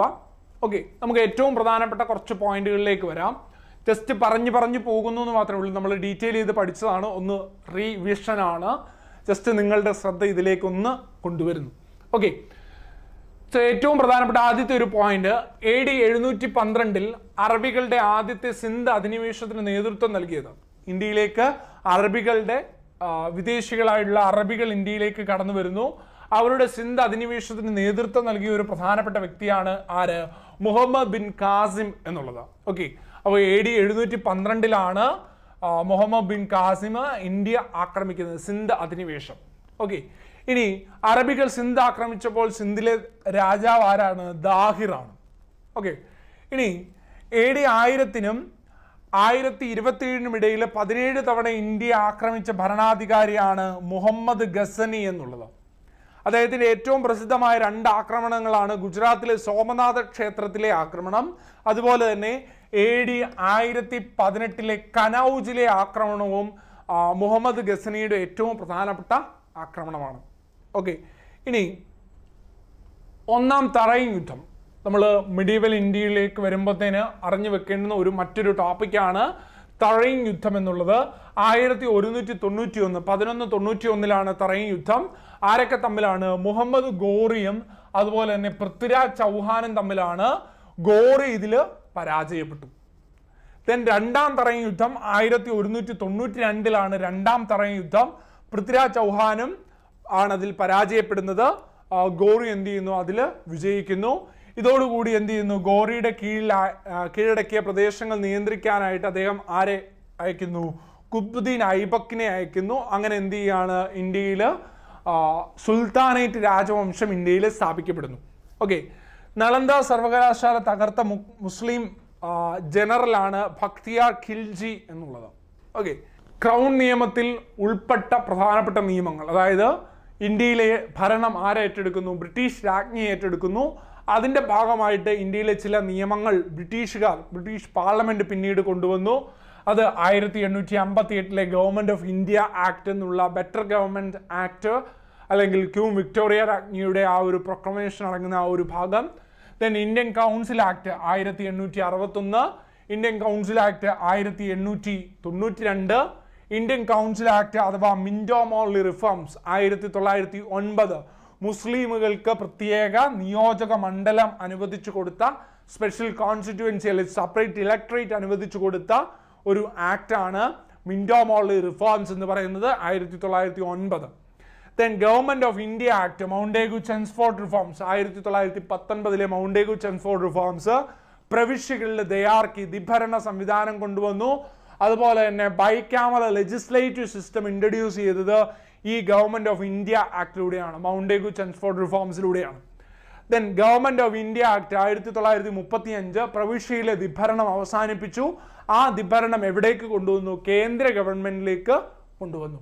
Then 1947 Indian independent act, Mountbatten പ്രഭുവിന്റെ ഇന്ത്യൻ ഇൻഡിപെൻഡന്റ് ആക്ട്. ഇതിൽ കൗൺസിൽ നിയമം ഒന്ന് റിവൈസ് ചെയ്ത് പോകാം. കൗൺസിൽ നിയമം 1861 വൈസ്രോയി, അതായത് ഇന്ത്യയിലെ ഗവർണർ ജനറൽ ഓഫ് ഇന്ത്യ എന്നുള്ളത് ഏത് പേരിലേക്ക് മാറി? വൈസ്രോയി എന്ന പേരിലേക്ക് മാറി. ആ വൈസ്രോയുടെ എക്സിക്യൂട്ടീവ് കൗൺസിലെ അംഗസംഖ്യ 6 വർദ്ധിപ്പിച്ചു. നേരത്തെ 5 ആയിരുന്നു, അത് 6 വർദ്ധിപ്പിച്ചു. നിയമനിർമ്മാണ കൗൺസിലിലെ അംഗസംഖ്യയുടെ പരമാവധി 12 ഉയർത്തി. ഇന്ത്യൻ കൗൺസില്, അതായത് ഇമ്പീരിയൽ ലെജിസ്ലേറ്റീവ് കൗൺസിൽ എന്ന പേരിൽ ഇത് അറിയപ്പെടാൻ തുടങ്ങി. കൗൺസിലിൽ ഇന്ത്യക്കാരെ ഉൾപ്പെടുത്തുവാനും നിയമനിർമ്മാണ കാര്യങ്ങളിൽ ഇന്ത്യക്കാരെ ഉൾപ്പെടുത്തുവാനും തുടങ്ങിയത് ഈ ഒരു ഇന്ത്യൻ കൗൺസിൽ നിയമത്തിലൂടെ ആണ്. 1773 റെഗുലേറ്റിംഗ് ആക്ട് മുതൽ 1833 ചാർട്ടർ ആക്ട് വരെ പടിപടിയായി സ്ഥാപിക്കപ്പെട്ട കേന്ദ്രീകൃത ഭരണം അവസാനിപ്പിക്കുവാൻ കാരണമായ നിയമം ഏതാണ്? 1862 കൗൺസിൽ ആക്ട് ആണ്. 1862, 1886, 1897 വർഷങ്ങളിൽ യഥാക്രമം ബംഗാൾ, വടക്ക് പടിഞ്ഞാറൻ പ്രവിശ്യകൾ, പഞ്ചാബ് എന്നിവിടങ്ങളിൽ പുതിയ ലെജിസ്ലേറ്റീവ് കൗൺസിലുകൾ സ്ഥാപിക്കപ്പെട്ടു.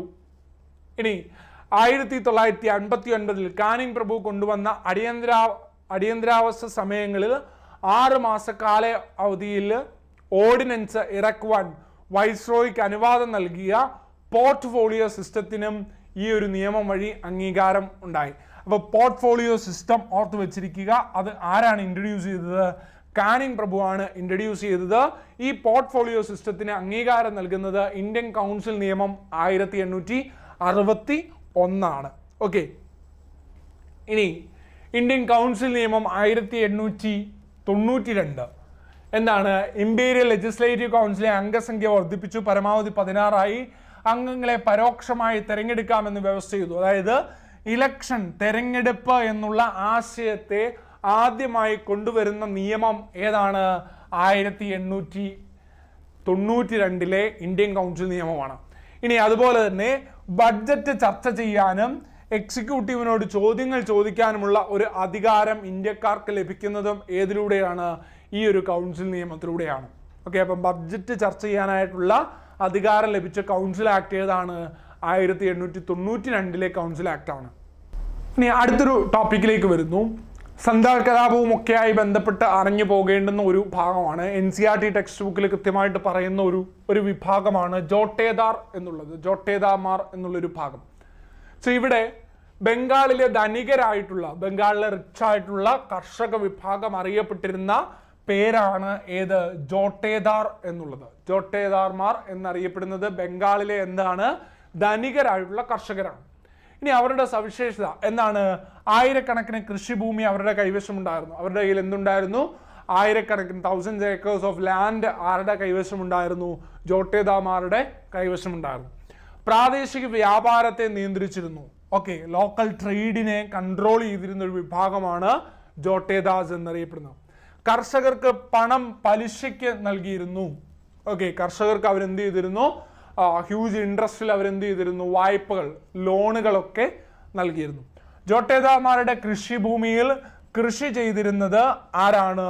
പാട്ടക്കാരായിരുന്നു, പങ്കുപാട്ടക്കാരായിരുന്നു ജോട്ടേദാർമാരുടെ കൃഷിഭൂമിയിൽ കൃഷി ചെയ്തിരുന്നത്. ഓക്കെ, ഇനി ഗ്രാമപ്രദേശങ്ങളിൽ ജോട്ടേദാർമാർ ശക്തരായിരുന്നു. ഹാവ്ലേദാർസ്, അതുപോലെ തന്നെ ഗാന്ധിദാർസ് അഥവാ മണ്ഡൽസ് എന്നീ പേരുകളിലും ആരറിയപ്പെട്ടിട്ടുണ്ട്? ജോട്ടേദാസ് അറിയപ്പെട്ടിട്ടുണ്ട്. ഇനി ജമീന്ദാരിമാരുടെ ഒരു ചെറുത്തുനിൽപ്പിനെ പറ്റി ഒന്ന് അറിഞ്ഞു പോകണം. അതായത് നികുതി കുടിശ്ശിക മറികടക്കുന്നതിന് വേണ്ടിയിട്ട് ജമീന്ദാർമാർ ആവിഷ്കരിച്ച ഒരു പുതിയ തന്ത്രമാണ് ഈ കപട വിൽപ്പന എന്ന് പറയുന്നത്. അപ്പൊ കപട വിൽപ്പന എന്താണ്? നികുതി കുടിശ്ശിക മറികടക്കും, ബ്രിട്ടീഷുകാർ ഏർപ്പെടുത്തിയ നികുതി കുടിശ്ശിക മറികടക്കുന്നതിന് വേണ്ടിയിട്ട് അവർ കണ്ടുപിടിച്ചൊരു മാർഗമാണ് കപട വിൽപ്പന എന്നുള്ളത്. കമ്പനിയുടെ നിയമപ്രകാരം സ്ത്രീകളുടെ പേരിലുള്ള ഭൂമി പിടിച്ചെടുക്കുവാൻ അവകാശമില്ലായിരുന്നു. അതായത് ഈ കപട വിൽപ്പനയിൽ ഏറ്റവും പ്രധാനപ്പെട്ട നികുതി കുടിശ്ശിക വരുന്നു. അപ്പം ഈ കുടിശ്ശിക അടയ്ക്കാതെ വരുമ്പോൾ ഈ ഭൂമി പിടിച്ചെടുക്കാനായിട്ടുള്ളൊരു വ്യവസ്ഥ വരും. അപ്പം എന്ത് ചെയ്യുന്നു? കമ്പനിയുടെ നിയമപ്രകാരം സ്ത്രീകളുടെ പേരിലുള്ള ഭൂമി എന്ത് ചെയ്യാൻ പറ്റില്ല? പിടിച്ചെടുക്കാൻ പറ്റില്ല. അപ്പോൾ എന്ത് ചെയ്യും? അവരുടെ ജന്മിമാർ അവരുടെ ഭാര്യമാരുടെ പേരിലോ പെൺമക്കളുടെ പേരിലോ ഒക്കെ എന്ത് ചെയ്യുന്നു? സ്വത്ത് എഴുതി കൊടുക്കുന്ന ഒരു സംവിധാനം ഉണ്ടാകും. ഓക്കെ, അതാണ് കപട വിൽപ്പന എന്ന് പറയുന്നത്. ഇനി ലേലഭൂമി പുറമേ നിന്നുള്ള ആൾക്കാർ വാങ്ങാതിരിക്കാൻ വേണ്ടി ജന്മിമാരുടെ ഗുണ്ടകൾ അതിനെ തടയുന്നതിന് വേണ്ടിയിട്ട് ജന്മിമാർ എന്ത് ചെയ്യുന്നു? ഒരു സെറ്റ് ഓഫ് ഗുണ്ടകളെ നിർത്തിയിരുന്നു. അവരറിയപ്പെടുന്ന പേരാണ് ലാത്യാൻസ് എന്ന പേരിൽ അറിയപ്പെടുന്നത്. ഓക്കെ, അപ്പൊ ലേലഭൂമി പുറമേ നിന്നുള്ളവർ വാങ്ങാതിരിക്കാൻ വേണ്ടിയിട്ട്, അങ്ങനെ വാങ്ങാൻ വരുന്നവരെ തടയാൻ വേണ്ടിയിട്ട്, അവരെ ഓടിക്കാൻ വേണ്ടിയിട്ട് ജന്മിമാരെ നിലനിർത്തിയിരുന്ന ഒരു വിഭാഗമാണ്, ഒരു ഗുണ്ടാ സെറ്റപ്പാണ് ലാത്യാൻസ് എന്ന പേരിൽ അറിയപ്പെടുന്നത്. ഓക്കെ, ഇനി സന്താൾ കലാപം. സന്താൾ കലാപവുമായി ബന്ധപ്പെട്ട് ഓർത്ത് വെക്കുക, വർഷം അറിഞ്ഞു വെച്ചിരിക്കണം. 1855, 1856. ഇനി സന്താൾ കലാപം 18ാം നൂറ്റാണ്ടിന്റെ അവസാനത്തോടെയാണ് സന്താളുകൾ രാജ്മഹൽ കുന്നുകളിൽ താമസമാക്കിയത്. 18ാം നൂറ്റാണ്ടിന്റെ അവസാനത്തോടു കൂടിയാണ് സന്താളുകൾ എവിടെ താമസമാക്കുന്നത്? രാജ്മഹൽ കുന്നുകളിൽ താമസമാക്കുന്നത്. അപ്പോൾ രാജ്മഹൽ കുന്നുകളിൽ സന്താളുകൾ വരുന്നതിന് മുമ്പ് ഒരു വിഭാഗം ഉണ്ടായിരുന്നു, അവരാണ് പഹാരിയാസ്. ഓക്കെ, ഇനി ബ്രിട്ടീഷ് ഇന്ത്യയിലെ ഏറ്റവും വലിയ ഗോത്ര കലാപമാണ് സന്താൾ കലാപം എന്ന് പറയുന്നത്. ബ്രിട്ടീഷ് ഇന്ത്യയിലെ ഏറ്റവും വലിയ ഗോത്ര കലാപമാണ് സന്താൾ കലാപം. ബംഗാൾ, ജാർഖണ്ഡ്, ബീഹാർ എന്നിവിടങ്ങളിൽ വ്യാപിച്ചു കിടക്കുന്ന രാജ്മഹൽ കുന്നുകളിലാണ് സന്താളുകൾ അധിവസിച്ചിരുന്നത്, അല്ലെങ്കിൽ സന്താൾ കലാപം നടന്നിരുന്നത്. എവിടെയൊക്കെയാണ്? ബംഗാൾ, ജാർഖണ്ഡ്, ബീഹാർ എന്നിവിടങ്ങളിലായി വ്യാപിച്ചു കിടക്കുന്ന രാജ്മഹൽ കുന്നുകളിലാണ് സന്താൾ കലാപം ഉണ്ടായത്.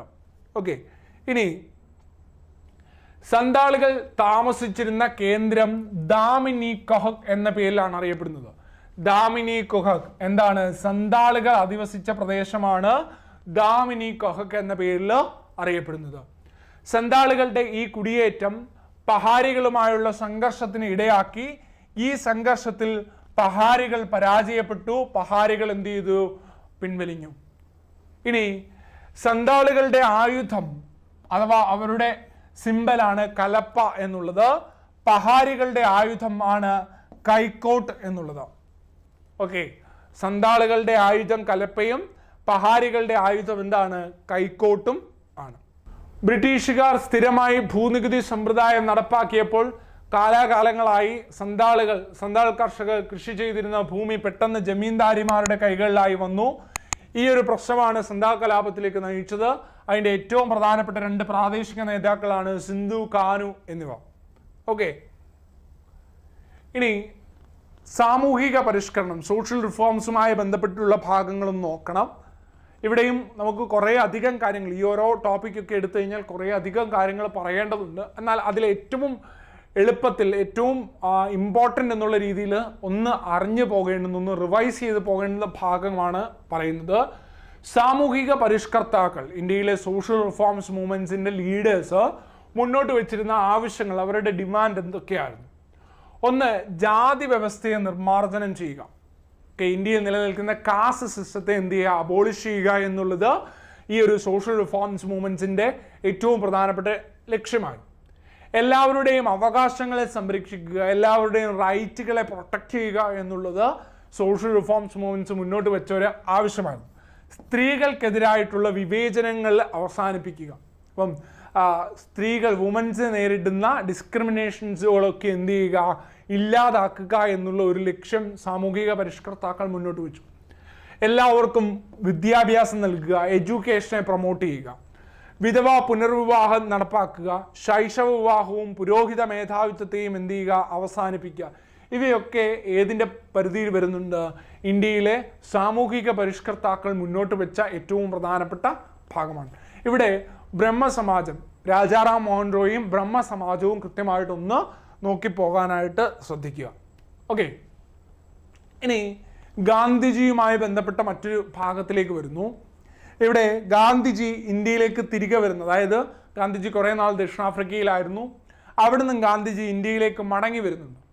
അപ്പം ഗാന്ധിജി ഇന്ത്യയിലേക്ക് മടങ്ങി വരുന്ന ആ ഒരു ഇൻസിഡൻറ്റ്, ദീർഘനാള് ദക്ഷിണാഫ്രിക്കയിൽ താമസിച്ച ശേഷം ഗാന്ധിജി ഇന്ത്യയിലേക്ക് വരുന്നത് 1915 ജാനുവരി 9 ആ ദിവസമാണ് പ്രവാസി ഭാരതീയ ദിവസ് എന്ന പേരിൽ അറിയപ്പെടുന്നുണ്ട്. ഇത് NCERT ടെക്സ്റ്റ് ബുക്കിൽ, അതായത് ഗാന്ധിജിയുമായി ബന്ധപ്പെട്ട് ഗാന്ധിയൻ സ്റ്റഡീസ് എന്നുള്ളൊരു ചാപ്റ്റർ NCERT-ലുണ്ട്, +2 പാഠപുസ്തകങ്ങളുണ്ട്. ആ ഗാന്ധിയൻ സ്റ്റഡീസ്, ആ ഒരു പുസ്തകം തന്നെയാണത്. ആ ഒരു പുസ്തകത്തിൽ ഗാന്ധിജി, MK ഗാന്ധിയുടെ രൂപാന്തരം, 1ാം ഘട്ടം 2ാം ഘട്ടം, ഇന്ത്യൻ സ്വാതന്ത്ര്യ സമരത്തിൽ ഗാന്ധിജിയുടെ പങ്കൊക്കെ ആ ഒരു ഗാന്ധിയൻ സ്റ്റഡീസിനകത്ത് പറയുന്നുണ്ട്. അവിടെ കൃത്യമായിട്ട് ഇങ്ങനൊരു പോസ്റ്റർ, ഇങ്ങനൊരു ബോക്സ് കിടപ്പുണ്ട്. MK ഗാന്ധിക്ക് വമ്പിച്ച സ്വീകരണം, വേദി ജഹാംഗീർ പോർട്ട് ഹൗസ്, ബോംബെ. അപ്പം ഇന്ത്യയിലേക്ക് മടങ്ങിയെത്തിയെന്ന ഗാന്ധിജിക്ക് ഒരു സ്വീകരണം കൊടുക്കുന്നുണ്ട്. എവിടെയാണ് ആ സ്വീകരണം കൊടുത്തത്? Jehangir port house, Bombay. ബോംബെയിലെ ജഹാംഗീർ പോർട്ട് ഹൗസിലാണ് ഗാന്ധിജിക്ക് ഇത്തരത്തിലൊരു സ്വീകരണം കൊടുക്കുന്നത്. അപ്പോൾ ഈ ഒരു പോയിന്റ് ഇവിടെ ഒന്നറിയുക. ഇനി ആ ഒരു സാമൂഹിക പരിഷ്കർത്താക്കളിലേക്ക് ഒന്ന് തിരിച്ചു വരാം. സാമൂഹിക പരിഷ്കർത്താക്കളുടെയും പരിഷ്കരണ പ്രസ്ഥാനങ്ങളുടെയും പ്രവർത്തന ഫലമായി ഇന്ത്യയിൽ നിലനിന്നിരുന്ന നിരവധി അനാചാരങ്ങളെ നിയമം മൂലം നിരോധിക്കാൻ ബ്രിട്ടീഷുകാർ നിർബന്ധിതരായി. അപ്പം ബ്രിട്ടീഷുകാർ നിയമം മൂലം നിരോധിച്ച ഇന്ത്യയിലെ അനാചാരങ്ങൾ, ഇന്ത്യയിൽ നിലനിന്നിരുന്ന അനാചാരങ്ങളെ ബ്രിട്ടീഷുകാർ എന്ത് ചെയ്തു? നിയമം മൂലം നിരോധിച്ചു. അത് ഏതൊക്കെയാണ്? സ്കൂൾ പാഠപുസ്തകത്തിൽ പറയുന്നതാണ്. 12 വയസ്സിന് താഴെയുള്ള പെൺകുട്ടികളുടെ വിവാഹത്തിന് വിലക്കേർപ്പെടുത്തി, ശൈശവ വിവാഹത്തെ വിലക്കി, പെൺ ശിശുഹത്യയെ നിരോധിച്ചു, സതി എന്നുള്ള ദുരാചാരത്തെ നിരോധിച്ചു, വിധവ പുനർവിവാഹം നടപ്പാക്കി, അടിമത്തത്തെ നിരോധിച്ചു, ശൈശവ വിവാഹവും ബഹുഭാര്യത്വവും നിരോധിച്ചു. അപ്പം ഇന്ത്യയിലെ ബ്രിട്ടീഷുകാർ നിയമം മൂലം നിരോധിച്ച പ്രധാനപ്പെട്ട അനാചാരങ്ങളാണ് 12 വയസ്സ് താഴെയുള്ള പെൺകുട്ടികളെ വിവാഹത്തിൽ ഏർപ്പെടുത്തുന്ന ശൈശവ വിവാഹത്തെ നിരോധിച്ചു, പെൺ ശിശുഹത്യയെ നിരോധിച്ചു, സതിയെ നിരോധിച്ചു, വിധവാ പുനർവിവാഹം നടപ്പിലാക്കി, അടിമത്തത്തെ നിരോധിച്ചു, ശൈശവ വിവാഹവും ബഹുഭാര്യത്വവും എന്ത് ചെയ്തു? നിരോധിച്ചു. ഓക്കെ ആണല്ലോ. ഇനി നിയമലംഘന പ്രസ്ഥാനം, അടുത്തൊരു ടോപ്പിക്ക്. ഗാന്ധിജിയുമായി ബന്ധപ്പെട്ട് ഇന്ത്യൻ നാഷണൽ കോൺഗ്രസ്, അതുപോലെ തന്നെ ഗാന്ധിജിയുമായി ബന്ധപ്പെട്ട് നമ്മളൊന്ന് അറിഞ്ഞു വെക്കേണ്ടുന്ന ഭാഗമാണ് നിയമലംഘന പ്രസ്ഥാനം, സിവിൽ നിയമലംഘന പ്രസ്ഥാനം എന്നുള്ള ഒരു ഭാഗം. അതുപോലെ തന്നെ നിസ്സഹകരണ പ്രസ്ഥാനം. 1920 കൽക്കത്ത സമ്മേളനത്തിൽ വെച്ചാണ് ഗാന്ധിജി നിസ്സഹകരണ പ്രസ്ഥാനത്തിന്റെ പ്രമേയം അവതരിപ്പിക്കുന്നത്. ലാല ലജ്പത് റായ് ആയിരുന്നു അതിന്റെ അധ്യക്ഷൻ. 1920 തന്നെ ഡിസംബർ മാസത്തിൽ നടന്ന നാഗ്പൂർ സമ്മേളനം നിസ്സഹകരണ പ്രസ്ഥാനത്തിന് ഔദ്യോഗിക അംഗീകാരം, കോൺഗ്രസിന്റെ ഔദ്യോഗിക അംഗീകാരം നൽകുന്നു. സി വിജയരാഘവ ആചാര്യാണ് അതിൻ്റെ അധ്യക്ഷനായിട്ട് വരുന്നത്. ഓക്കെ, ഇനി ആ ഒരു നിസ്സഹകരണ പ്രസ്ഥാനവുമായി ബന്ധപ്പെട്ടിട്ടുണ്ടായിരുന്ന കർമ്മ പദ്ധതികൾ, അതിനകത്ത് പറഞ്ഞിരുന്ന ബഹിഷ്കരണത്തെയും അതുപോലെ തന്നെ ക്രിയാത്മകവുമായ പദ്ധതികൾ, അതുമായി ബന്ധപ്പെട്ട് സ്ഥാപിക്കപ്പെട്ട വിദ്യാലയങ്ങൾ, ഈ ഒരു ഏരിയയും കൃത്യമായിട്ടൊന്ന് അറിയാം. അതുപോലെ തന്നെ സിവിൽ നിയമലംഘന പ്രസ്ഥാനത്തിൻ്റെ ഭാഗമായിട്ടുള്ള കർമ്മ പദ്ധതികൾ നമ്മളൊന്ന് നോക്കേണ്ടതുണ്ട്. സോ ഉപ്പ് നിയമത്തിൻ്റെ ലംഘനമാണ് സിവിൽ നിയമലംഘന പ്രസ്ഥാനത്തിൻ്റെ ഏറ്റവും പ്രധാനപ്പെട്ട ഭാഗം. അപ്പം ലാഹോർ സമ്മേളനത്തിൽ 1929 ലാഹോർ സമ്മേളനം ജവഹർലാൽ നെഹ്റുവാണ് അധ്യക്ഷനായത്. ആ സമ്മേളനത്തിൽ വെച്ചാണ് പൂർണ്ണ സ്വരാജ് എന്നുള്ള റെസൊല്യൂഷൻ പാസ്സാക്കുന്നത്. ഗാന്ധിജിയുടെ നേതൃത്വത്തിൽ സിവിൽ നിയമലംഘന പ്രസ്ഥാനത്തിന് തുടക്കം കുറിക്കാൻ തീരുമാനിച്ചത് ലാഹോർ സമ്മേളനത്തിലൂടെയാണ്. ഓക്കെ, ദെൻ ഇന്ത്യയുടെ സ്വാതന്ത്ര്യ ദിനം ആഘോഷിക്കാൻ 1930 ജാനുവരി 26 ഇന്ത്യയുടെ സ്വാതന്ത്ര്യ ദിനമായി ആഘോഷിക്കാനായിട്ട് തീരുമാനിച്ചതും ഈ ഒരു ലാഹോർ സമ്മേളനമാണ്.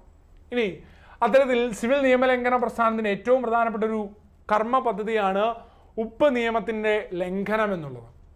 വിദ്യാഭ്യാസ സ്ഥാപനങ്ങൾ, നിയമ കോടതികൾ, നിയമസഭകൾ എന്നിവ ബഹിഷ്കരിക്കണമെന്നും വിദേശ വസ്തുക്കൾ ബഹിഷ്കരിക്കുകയും വിദേശ വസ്ത്രങ്ങൾ കത്തിക്കുകയും വേണമെന്ന് ആഹ്വാനം ചെയ്യുന്ന സിവിൽ നിയമലംഘന പ്രസ്ഥാനത്തിലാണ് സർക്കാർ നികുതി നിഷേധിക്കണം, സ്ത്രീകൾ മദ്യശാലകൾക്ക് മുന്നിൽ ധർണ നടത്തണം, ഈ ഒരു ആശയവും ഏതിൻ്റെ ഭാഗമായിട്ടാണ് സിവിൽ നിയമലംഘന പ്രസ്ഥാനത്തിൻ്റെ കർമ്മ പദ്ധതിയായിട്ട് വരുന്നതാണ്. ഓക്കെ, ഇനി അടുത്തത് ഗാന്ധിജി. സിവിൽ നിയമലംഘന പ്രസ്ഥാനവുമായി ബന്ധപ്പെട്ട് ഗാന്ധിജി മുന്നോട്ട് വെച്ച ആവശ്യങ്ങളാണ് ഉപ്പ് നികുതി എടുത്തു കളയുക, കർഷകർക്ക് 50% നികുതി ഇളവ് നൽകുക, വിദേശ വസ്ത്രങ്ങളുടെ ഇറക്കുമതിക്ക് ചുമത്തുന്ന നികുതിയെ വർദ്ധിപ്പിക്കുക, രാഷ്ട്രീയ തടവുകാരെ വിട്ടയക്കുക, സൈനിക ചിലവും ഉയർന്ന ഉദ്യോഗസ്ഥരുടെ ശമ്പളവും വെട്ടിക്കുറയ്ക്കുക, ഇന്ത്യക്കാരെ നിരീക്ഷിക്കുന്നതിന് വേണ്ടി നിയോഗിച്ചിരിക്കുന്ന രഹസ്യാന്വേഷണ വിഭാഗത്തെ പിരിച്ചുവിടുക, തീരദേശ കപ്പൽ ഗതാഗതം ആരംഭിക്കുക, സമ്പൂർണ്ണ മദ്യനിരോധനം നടപ്പാക്കുക. ഇത് സിവിൽ നിയമലംഘന പ്രസ്ഥാനവുമായി ബന്ധപ്പെട്ട് ഗാന്ധിജി മുന്നോട്ട് വെച്ച ആവശ്യങ്ങൾ ആണ്. ഇനി ഉപ്പ് സമരവുമായി തിരഞ്ഞെടുക്കാൻ ഗാന്ധിജിയെ പ്രേരിപ്പിച്ച ഒരു പ്രധാനപ്പെട്ട ഘടകങ്ങൾ എന്തൊക്കെയാണ്? ഒന്ന്, ബ്രിട്ടീഷ് സർക്കാരിൻ്റെ നികുതി വരുമാനത്തിൻ്റെ 2/5 ഉപ്പിന്മേലാണ്. അപ്പം ഉപ്പിനെ എന്തുകൊണ്ട് ഒരു സമരായുധമായി ഗാന്ധിജി എടുത്തു എന്നുള്ളതാണ് ഏറ്റവും പ്രധാനപ്പെട്ട ഒരു ഭാഗം. അതിൻ്റെ ഏറ്റവും പ്രധാനപ്പെട്ട എന്താണ്? ബ്രിട്ടീഷ് സർക്കാരിൻ്റെ നികുതി വരുമാനത്തിൽ 2/5 ഉപ്പിന് മേൽ ചുമത്തുന്നതായിരുന്നു. ദരിദ്രർക്ക് ഈ നികുതി വലിയ ഭാരമുണ്ടാക്കി. തദ്ദേശീയരായ ചെറുകിട ഉപ്പുൽപാദകർക്ക് മേൽ ഉപ്പുണ്ടാക്കുന്നതിന് നിരോധനം ഏർപ്പെടുത്തിയതും ഉപ്പിൻ്റെ വില 3 മടങ്ങായി വർദ്ധിച്ചതും സാധാരണക്കാരെ ഉണർത്തുവാൻ ഉതകുന്ന ഒരു മുദ്രാവാക്യമായി ഉപ്പിനെ കണക്കാക്കാൻ സാധിച്ചു എന്നുള്ളതുമാണ് ഉപ്പിനെ ഒരു സമരായുധമായിട്ട് ഗാന്ധിജി എടുക്കാൻ കാരണമായത്. സിവിൽ നിയമലംഘനത്തിന്റെ കാലഘട്ടത്തിലാണ് റൗണ്ട് ടേബിൾ കോൺഫറൻസുകൾ നടക്കുന്നത്. ഒന്നാം വട്ടമേശ സമ്മേളനം 1930-ലും, രണ്ടാം വട്ടമേശ സമ്മേളനം 1931-ലും, മൂന്നാം വട്ടമേശ സമ്മേളനം 1932-ലുമായി നടന്നു. ഒന്നാം വട്ടമേശ സമ്മേളനത്തിൽ കോൺഗ്രസ് പങ്കെടുത്തിരുന്നില്ല. കോൺഗ്രസ് ഇല്ലാതെ റൗണ്ട് ടേബിൾ കോൺഫറൻസുകൾ നടക്കുക എന്ന് പറഞ്ഞാൽ രാമനില്ലാതെ രാമലീല ആടി എന്നുള്ളൊരു ഭാഗമാണ്. അതുകൊണ്ട് തന്നെ കോൺഗ്രസിൻ്റെയും ഗാന്ധിജിയുടെയും പങ്കാളിത്തം ഉറപ്പുവരുത്താനായിട്ടും ഇന്ത്യയിലെ സിവിൽ നിയമ ലംഘന പ്രസ്ഥാനങ്ങൾ നിർത്തിവെക്കാനായിട്ടും ആഗ്രഹിച്ചു. അതിനുള്ള ശ്രമങ്ങൾ ബ്രിട്ടീഷുകാർ നടത്തി. അതിൻ്റെ ഭാഗമായിട്ട് ഗാന്ധിജിയും ഇർവിൻ പ്രഭുവും തമ്മിൽ ഒപ്പുവെച്ച ഒരു ഉടമ്പടിയാണ് ഗാന്ധി ഇർവിൻ കരാർ അഥവാ ഡൽഹി കരാർ എന്ന പേരിൽ അറിയപ്പെടുന്നത്.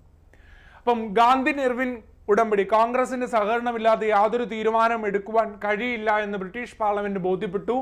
അങ്ങനെ ഗാന്ധിജിയുമായ ഒരു ഒത്തുതീർപ്പിന് ഇർവിൻ പ്രഭു നേരിട്ട് ബ്രിട്ടീഷ് ഗവൺമെന്റുമായി ബന്ധപ്പെട്ടു. 1931 മാർച്ച് 5-ന് ഗാന്ധി ഇർവിൻ സന്ധി ഒപ്പുവെച്ചു. ഈ സന്ധിയിലെ പ്രധാനപ്പെട്ട വ്യവസ്ഥകൾ, ഇത് NCERT ടെക്സ്റ്റ് ബുക്കിൽ പറയുന്ന ഭാഗമാണ്.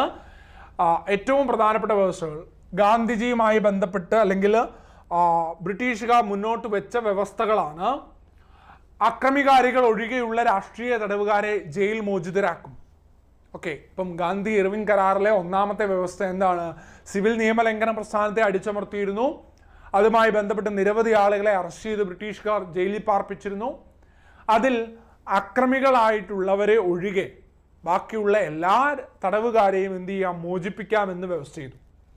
ഇന്ത്യക്കാർക്ക് കടലിൽ നിന്നും ഉപ്പ് ഉണ്ടാക്കാമെന്നും എന്ത് ചെയ്യുന്നു? ഗാന്ധി ഇർവിൻ കരാറിൽ പറയുന്നു.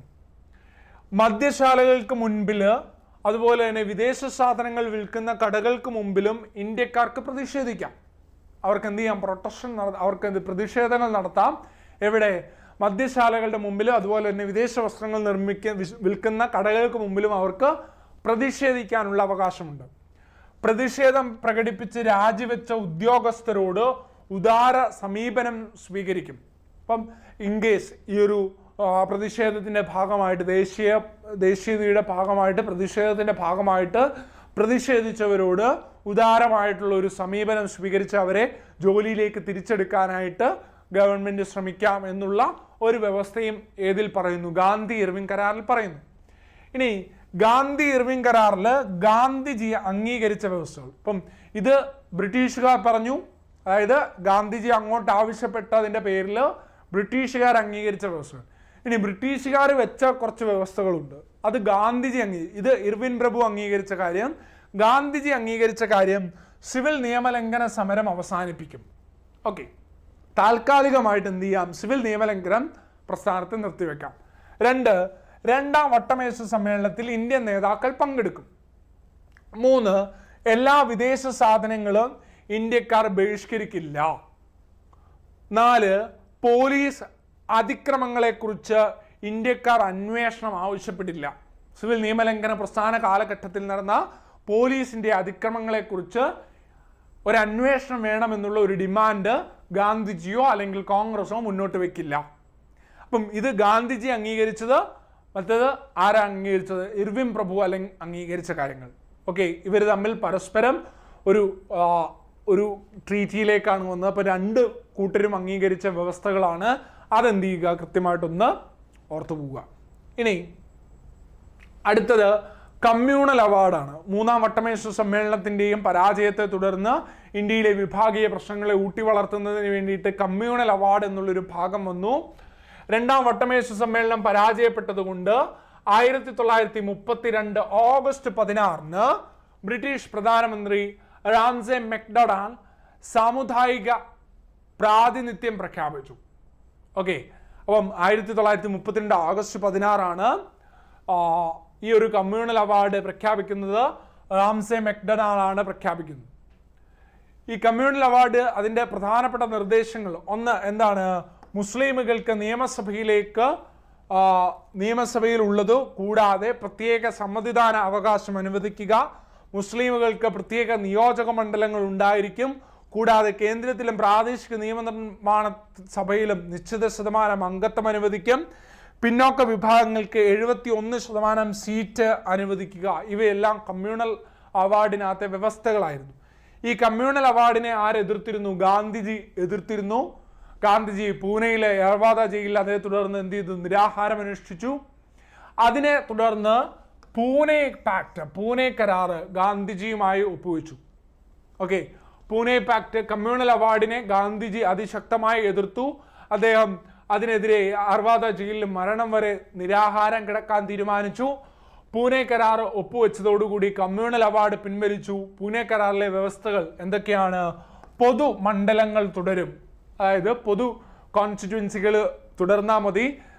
ഒരു സ്പെഷ്യൽ കോൺസ്റ്റിറ്റ്യുവൻസി, അതായത് മുസ്ലിം വിഭാഗത്തെ മുസ്ലിമുകൾ തന്നെ തിരഞ്ഞെടുക്കണം, വോട്ട് ചെയ്ത് തിരഞ്ഞെടുക്കണം എന്നുള്ള ഒരു സെപ്പറേറ്റ് ഇലക്ടറേറ്റ് എന്നുള്ള ഒരു സംവിധാനം മാറ്റുക. മറിച്ച് അവർക്ക് എന്ത് ചെയ്യുക? റിസർവേഷൻ കൂടുതൽ കൊടുക്കാനായിട്ട് തീരുമാനിച്ചു. 71 പകരം 148 സീറ്റുകൾ അധസ്ഥിതർക്കായിട്ട് മാറ്റിവെച്ചു. പിന്നോക്ക വിഭാഗങ്ങൾക്ക് വേണ്ടിയിട്ട് 148 സീറ്റുകൾ മാറ്റിവെക്കാനായിട്ട് ആവശ്യപ്പെടുന്നു? പൂനെ പാക്ട് ആവശ്യപ്പെടുന്നു. ഹരിജനങ്ങൾക്ക് കേന്ദ്ര നിയമനിർമ്മാണ സഭയിൽ 20% സീറ്റ് സംവരണം ഏർപ്പെടുത്തി, റിസർവേഷൻ ഏർപ്പെടുത്തി. അതായത് ഏതെങ്കിലും ഒരു പർട്ടിക്കുലർ കോൺസ്റ്റിറ്റ്യുവൻസിയിൽ മത്സരിക്കുന്നുണ്ട് എങ്കിൽ ഒരു കോൺസ്റ്റിറ്റ്യുവൻസി എന്ത് ചെയ്യുന്നു? റിസർവ് ചെയ്യുന്നു. ഈ ഒരു വിഭാഗത്തിന് വേണ്ടിയിട്ട് റിസർവ് ചെയ്യുന്നു. അപ്പോൾ അവിടുത്തെ കാൻഡിഡേറ്റ്സ് ആര് തന്നെ ആയിരിക്കണം? ഈ ഒരു വിഭാഗത്തിലുള്ളവർ ആയിരിക്കണം. ഓക്കെ, ഇനി അധസ്ഥിത അംഗങ്ങളെ ഏക സംവിധാന അവകാശത്തിലൂടെ തിരഞ്ഞെടുക്കാം. ഹരിജനങ്ങൾക്ക് പൊതുസേവനത്തിലും പ്രാദേശിക ഭരണസമിതിയിലും മതിയായ പ്രാതിനിധ്യം നൽകി ഹരിജനങ്ങളുടെ സാക്ഷരതാ പ്രവർത്തനങ്ങൾക്ക് പ്രത്യേക സാമ്പത്തിക സഹായം നൽകണമെന്നും വ്യവസ്ഥ ചെയ്തു. ഇത് ഏതിലെ വ്യവസ്ഥകളാണ്? പൂനെ പാക്ടിലെ വ്യവസ്ഥയാണ്. ഓക്കെ, അപ്പം പൂനെ പാക്ട് കൃത്യമായിട്ട് ഓർത്തു വെക്കുക. ഗാന്ധി ഇർവിംഗ് കരാർ അഥവാ ഡൽഹി കരാറും കൃത്യമായിട്ട് അറിയുക. അടുത്തൊരു ഏരിയ ക്വിറ്റ് ഇന്ത്യ സമരവുമായി ബന്ധപ്പെട്ടൊരു ഭാഗമാണ്. ഗാന്ധിജിയുമായി റിലേറ്റ് ചെയ്തതായതുകൊണ്ട് ഒന്ന് നോക്കി പോകണം. 1942 ക്വിറ്റ് ഇന്ത്യ സമരം. ക്വിറ്റ് ഇന്ത്യ സമരം ബ്രിട്ടീഷ് ഭരണത്തിനെതിരായിട്ടുണ്ടായ അവസാനത്തെ ശക്തമായ ബഹുജന സമരമാണ്. ബ്രിട്ടീഷ് ഭരണത്തിനെതിരെ ഗാന്ധിജിയുടെ നേതൃത്വത്തിൽ നടന്ന ഒന്നാമത്തെ ബഹുജന പ്രക്ഷോഭം ഏതാണ്? 1920 നിസ്സഹകരണ പ്രസ്ഥാനമാണ്, നോൺ കോപ്പറേഷൻ മൂവ്മെന്റ് ആണ്. രണ്ടാമത്തെ ബഹുജന പ്രക്ഷോഭം സിവിൽ നിയമലംഘന പ്രസ്ഥാനമാണ്. മൂന്നാമത്തേതും അവസാനത്തേതുമായ ബഹുജന പ്രക്ഷോഭമാണ് ക്വിറ്റ് ഇന്ത്യ പ്രസ്ഥാനം. ഓക്കെ, ഇനി ഇന്ത്യയിൽ ഈ ഒരു ക്വിറ്റ് ഇന്ത്യ പ്രസ്ഥാനം ഉയർന്നു വരാനായിട്ട് 1942 ഉയർന്നു വരാനായിട്ട് അല്ലെങ്കിൽ അത്തരത്തിലൊരു പ്രക്ഷോഭത്തിലേക്ക് ഗാന്ധിജിയെ പ്രേരിപ്പിച്ച ഘടകങ്ങളുണ്ട്. ഒന്ന്, ഇന്ത്യയിലെ ഭരണഘടനാ പരിഷ്കാരങ്ങൾ നടപ്പാക്കാൻ ബ്രിട്ടൻ കാണിച്ച വൈമനസ്യം, അതിൽ ഏറ്റവും എടുത്തു പറയേണ്ട ക്രിസ്മിഷൻ ദൗത്യവും ആഗസ്റ്റ് ഓഫറിന്റെ പരാജയം, ഇവയൊക്കെ തന്നെ ഏതിൻ്റെ കാരണമായി? ക്വിറ്റ് ഇന്ത്യ പ്രസ്ഥാനം ഉയർന്നു വരാൻ കാരണമായി. അതുപോലെ തന്നെ ഇന്ത്യയിലുണ്ടായ വിലക്കയറ്റം, ക്ഷാമം, ഇത് ജനങ്ങളെ എന്ത് ചെയ്തിരുന്നു? അസംതൃപ്തരാക്കിയിരുന്നു. അതുപോലെ തന്നെ രണ്ടാം ലോക മഹായുദ്ധത്തിൽ ബ്രിട്ടൻ പരാജയപ്പെടുമോ? ജപ്പാന്റെ അതിശക്തമായ കടന്നുവരവും അതേ തുടർന്ന് ബ്രിട്ടൻ പരാജയപ്പെടുമോ എന്നൊരു ആശങ്കയും എന്തിനും കാരണമായി? ക്വിറ്റ് ഇന്ത്യ പ്രസ്ഥാനം ഉയരാനായിട്ട് കാരണമായി. ഇനി ഈ ഒരു സമരത്തിന്റെ ഭാഗമായി ഗാന്ധിജി ജനവിഭാഗങ്ങൾക്ക് നൽകിയ നിർദ്ദേശങ്ങൾ ഓർത്തു വെക്കുക. നാട്ടുരാജാക്കന്മാരോട് സ്വന്തം ജനങ്ങളുടെ പരമാധികാരത്തെ അംഗീകരിക്കാൻ ഗാന്ധിജി ആവശ്യപ്പെടുന്നു. കർഷകർ ഭൂനികുതി കൊടുക്കരുത് എന്ന് ഗാന്ധിജി പറയുന്നു. സർക്കാർ ജീവനക്കാര് സിവിൽ നിയമലംഘന പ്രസ്ഥാനത്തിന്റെ സമയത്ത് എന്ത് ചെയ്തിരുന്നു? അവർ രാജിവെച്ചിരുന്നു. പിന്നീട് ഗാന്ധി ഇർവിംഗ് കരാറിലൂടെ അവരെ എന്ത് ചെയ്തു? ഉദാരമായ ഒരു സമീപനത്തിലൂടെ ബ്രിട്ടീഷ് ഗവൺമെന്റ് എന്ത് ചെയ്തു? ജോലിയിലേക്ക് തിരിച്ചെടുത്തിരുന്നു. എന്ന് പറഞ്ഞ പോലെ ആ ഒരു സാഹചര്യത്തിലേക്ക് പോകാതെ, അതായത് രാജിവെക്കാതെ എന്ത് ചെയ്യുക? ദേശീയ പ്രസ്ഥാനത്തോടുള്ള കൂറ് പ്രഖ്യാപിക്കാനായിട്ട് ഗാന്ധിജി ആവശ്യപ്പെടുന്നു. പട്ടാളക്കാർ അവരുടെ സ്ഥാനങ്ങൾ വെടിയാതെ സ്വന്തം ആളുകൾക്ക് നേരെ വെടിവെക്കാൻ വിസമ്മതിക്കണം. അതായത് പട്ടാളക്കാർ എന്ത് ചെയ്യണം? തൻ്റെ ജനതകൾക്ക് നേരെ, ഇന്ത്യക്കാർക്ക് നേരെ വെടിവെക്കില്ല എന്നുള്ള ഒരു പ്രഖ്യാപനം നടത്തണമെന്ന് ഗാന്ധിജി ആവശ്യപ്പെടുന്നു. അതുപോലെ തന്നെ സ്വാതന്ത്ര്യ ലബ്ധി വരെ പിടിച്ചു നിൽക്കാൻ കഴിയുമെങ്കിൽ വിദ്യാർത്ഥികൾ അവരുടെ പഠനം ഉപേക്ഷിക്കണമെന്നും ഗാന്ധിജി ആവശ്യപ്പെടുന്നു. ഓക്കെ, ക്വിറ്റ് ഇന്ത്യ സമര കാലഘട്ടത്തിൽ ചില സമാന്തര ഗവൺമെന്റുകൾ സ്ഥാപിക്കപ്പെട്ടിരുന്നു. പ്രധാനമായിട്ടും 4 പ്രദേശങ്ങളിലാണ് സ്ഥാപിക്കപ്പെട്ടത്. ഒന്ന് ബല്ലിയ, ഉത്തർപ്രദേശിലെ ബല്ലിയയിൽ 1942 ആഗസ്റ്റ് ആഗസ്റ്റിൽ ഒരാഴ്ചത്തേക്ക് ആരാണ് ചിറ്റു പാണ്ഡെയുടെ നേതൃത്വത്തിൽ ഒരു സമാന്തര ഗവൺമെന്റ് പാരലൽ ഗവൺമെന്റ് സ്ഥാപിക്കപ്പെട്ടിരുന്നു. എവിടെ? ബല്ലിയിൽ. അതുപോലെ തന്നെ താംലൂക്കിൽ 1942 ഡിസംബർ മുതൽ 44 സെപ്റ്റംബർ വരെ എന്ത് ചെയ്തിരുന്നു? താംലൂക്കിൽ ഈ ഒരു എന്താണ് പാരലൽ ഗവൺമെന്റ് സമാന്തര ഗവൺമെന്റ് സ്ഥാപിക്കപ്പെട്ടിരുന്നു. താംലൂക്ക് ബംഗാളിലാണ്. മേദിനിപൂർ എന്ന പേരിലോ അല്ലെങ്കിൽ മിഡ്നാപൂർ എന്ന പേരിലും ഏതറിയപ്പെടുന്നുണ്ട്? ഈ ഒരു താംലൂക്ക് അറിയപ്പെടുന്നുണ്ട്. സതീഷ് ചന്ദ്ര സാമന്തയുടെ നേതൃത്വത്തിൽ വിദ്യുത് ബിഹാനികൾ എന്ന പേരിലും അവരുടെയൊക്കെ നേതൃത്വത്തിലായിട്ടാണ് ഈ ഒരു പാരലൽ ഗവൺമെന്റ്, ഈ ഒരു സമാന്തര ഗവൺമെന്റ് താംലൂക്കിൽ സ്ഥാപിക്കപ്പെട്ടത്. അപ്പൊ NCERT ടെക്സ്റ്റില് മേദിനിപൂർ എന്ന പേരിൽ അറിയപ്പെടുന്നുണ്ട്. സോ അതുകൊണ്ടാണ് ആ ഒരു ടൈം അറിഞ്ഞു വെക്കുക. മേദിനിപൂർ അഥവാ മിഡ്നാപൂർ, താംലൂക്ക് ഇതെല്ലാം ഒരേ സ്ഥലം തന്നെയാണ്. ഇനി സത്താറ, മഹാരാഷ്ട്രയിലെ സത്താറയിൽ 1943 പകുതി മുതൽ 1945 വരെ YB ചാവന്റെയും നാനാ പട്ടീലിന്റെയും നേതൃത്വത്തിൽ എന്ത് ചെയ്തിരുന്നു? ഒരു സമാന്തര ഗവൺമെന്റ് സ്ഥാപിക്കപ്പെട്ടിരുന്നു. അതുപോലെ തന്നെ തൽച്ചാർ, ഒറീസയിലെ തൽച്ചാറിൽ ലക്ഷ്മൺ നായിക്കിന്റെ നേതൃത്വത്തിലും എന്ത് ചെയ്തിരുന്നു? ഒരു സമാന്തര ഗവൺമെന്റ് സ്ഥാപിക്കപ്പെട്ടിരുന്നു. അപ്പൊ സമാന്തര ഗവൺമെന്റ് സ്ഥാപിക്കപ്പെട്ടത് ബല്ലിയ, താംലൂക്ക്, സത്താറ, തൽച്ചാർ എന്നിവിടങ്ങളിൽ എന്ത് ചെയ്യപ്പെട്ടിരുന്നു? സമാന്തര ഗവൺമെന്റുകൾ സ്ഥാപിച്ചിരുന്നു. താംലൂക്കിന്റെ മറ്റൊരു പേര് മേദിനിപൂർ അഥവാ മിഡ്നാപൂർ എന്നും അറിയപ്പെടുന്നുണ്ട്. ഓക്കെ, ഇനി ഇന്ത്യൻ വിദേശ നയത്തിന്റെ അടിസ്ഥാന ലക്ഷ്യങ്ങൾ. അടുത്ത സ്വാതന്ത്ര്യാനന്തര ഇന്ത്യയുമായി ബന്ധപ്പെട്ട ഒരു ഭാഗമാണ്. ഓൾറെഡി എന്താണ് നാട്ടുരാജ്യങ്ങളുടെ സംയോജനം, അതുപോലെ തന്നെ സംസ്ഥാന പുനഃസംഘടന, ഈ ഒരു ഭാഗം അവിടെ ഒന്ന് ഓർത്തു വെച്ചിരിക്കുക. ഫസൽ അലിയുടെ നേതൃത്വത്തിലാണ് സംസ്ഥാന പുനഃസംഘടനാ കമ്മീഷൻ വരുന്നത്. ഫസൽ അലിയും സദാ KM പണിക്കറും അതുപോലെ തന്നെ എന്താണ് ഹൃദയാനന്ദ കുഞ്ചുവുമാണ് ഈ ഒരു ഭാഷാ അടിസ്ഥാനത്തിലുള്ള സംസ്ഥാന പുനഃസംഘടനയിലേക്ക് വരുന്നത്. നാട്ടുരാജ്യങ്ങളുടെ സംയോജനത്തിൽ സദാ വല്ലഭായ് പട്ടേലും അതുപോലെ തന്നെ VP മേനോനും മൗണ്ട് ബാറ്റൻ പ്രഭുവുമാണ് നാട്ടുരാജ്യങ്ങളുടെ സംയോജനവുമായി ബന്ധപ്പെട്ട് വരുന്നത്. സോ ആ ഒരു പേരുകൾ അങ്ങോട്ടും ഇങ്ങോട്ടും ഉള്ള ഒരു കൺഫ്യൂഷനാണ് ഏറ്റവും കൂടുതൽ ആ ഒരു ഏരിയയിൽ ചോദ്യമായിട്ട് വരുന്നത്. ഓക്കെ, അതുപോലെ തന്നെ വിധിയുമായുള്ള കൂടിക്കാഴ്ച എന്ന മുഖപ്രസംഗം ജവഹർലാൽ നെഹ്റുവിൻ്റെതാണ് എന്നുള്ള കാര്യം ഓർത്തു വെക്കുക. ഇനി ഇന്ത്യൻ വിദേശ നയത്തിന്റെ അടിസ്ഥാന ലക്ഷ്യങ്ങൾ: സാമ്രാജ്യത്വത്തോടും കൊളോണിയലിസത്തോടും വംശീയതയോടുമുള്ള ഒരു എതിർപ്പ്, അതുപോലെ തന്നെ വിദേശ സഹായത്തിന്റെ ആവശ്യകതയിലുള്ള ഊന്നൽ, ഐക്യരാഷ്ട്രസഭയിലുള്ള വിശ്വാസം, സമാധാനപരമായ സഹവർത്തിത്വം പീസ്ഫുൾ കോഎക്സിസ്റ്റൻസ്, അതുപോലെ തന്നെ ചേരിചേരാ പ്രസ്ഥാനം നാം, നോൺ അലൈൻമെന്റ് മൂവ്മെന്റ് എന്നുള്ള നാം, ഇവയെല്ലാം ഏതുമായി ബന്ധപ്പെട്ടതാണ്? ഇന്ത്യയുടെ ഫോറിൻ പോളിസിയുടെ പരിധിയിൽ വരുന്നതാണ്.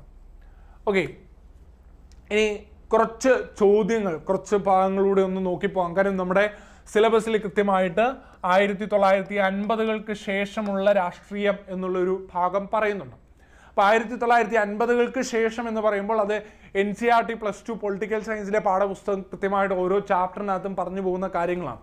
അത് മുഴുവൻ നമുക്ക് പഠിക്കുക എന്ന് പറയുന്നത് ഇമ്പോസിബിൾ ആയിട്ടുള്ളൊരു കാര്യമാണ്. പക്ഷെ അവിടെ നമുക്ക് കുറച്ച് കാര്യങ്ങൾ ചോദിക്കാൻ സാധ്യതയുള്ള കുറച്ച് പോയിന്റുകൾ നമുക്കൊന്ന് നോക്കിപ്പോകാം. അതിൽ ജയ് ജവാൻ ജയ് കിസാൻ ഈ ഒരു സ്ലോഗൻ ആരുടേതാണ്?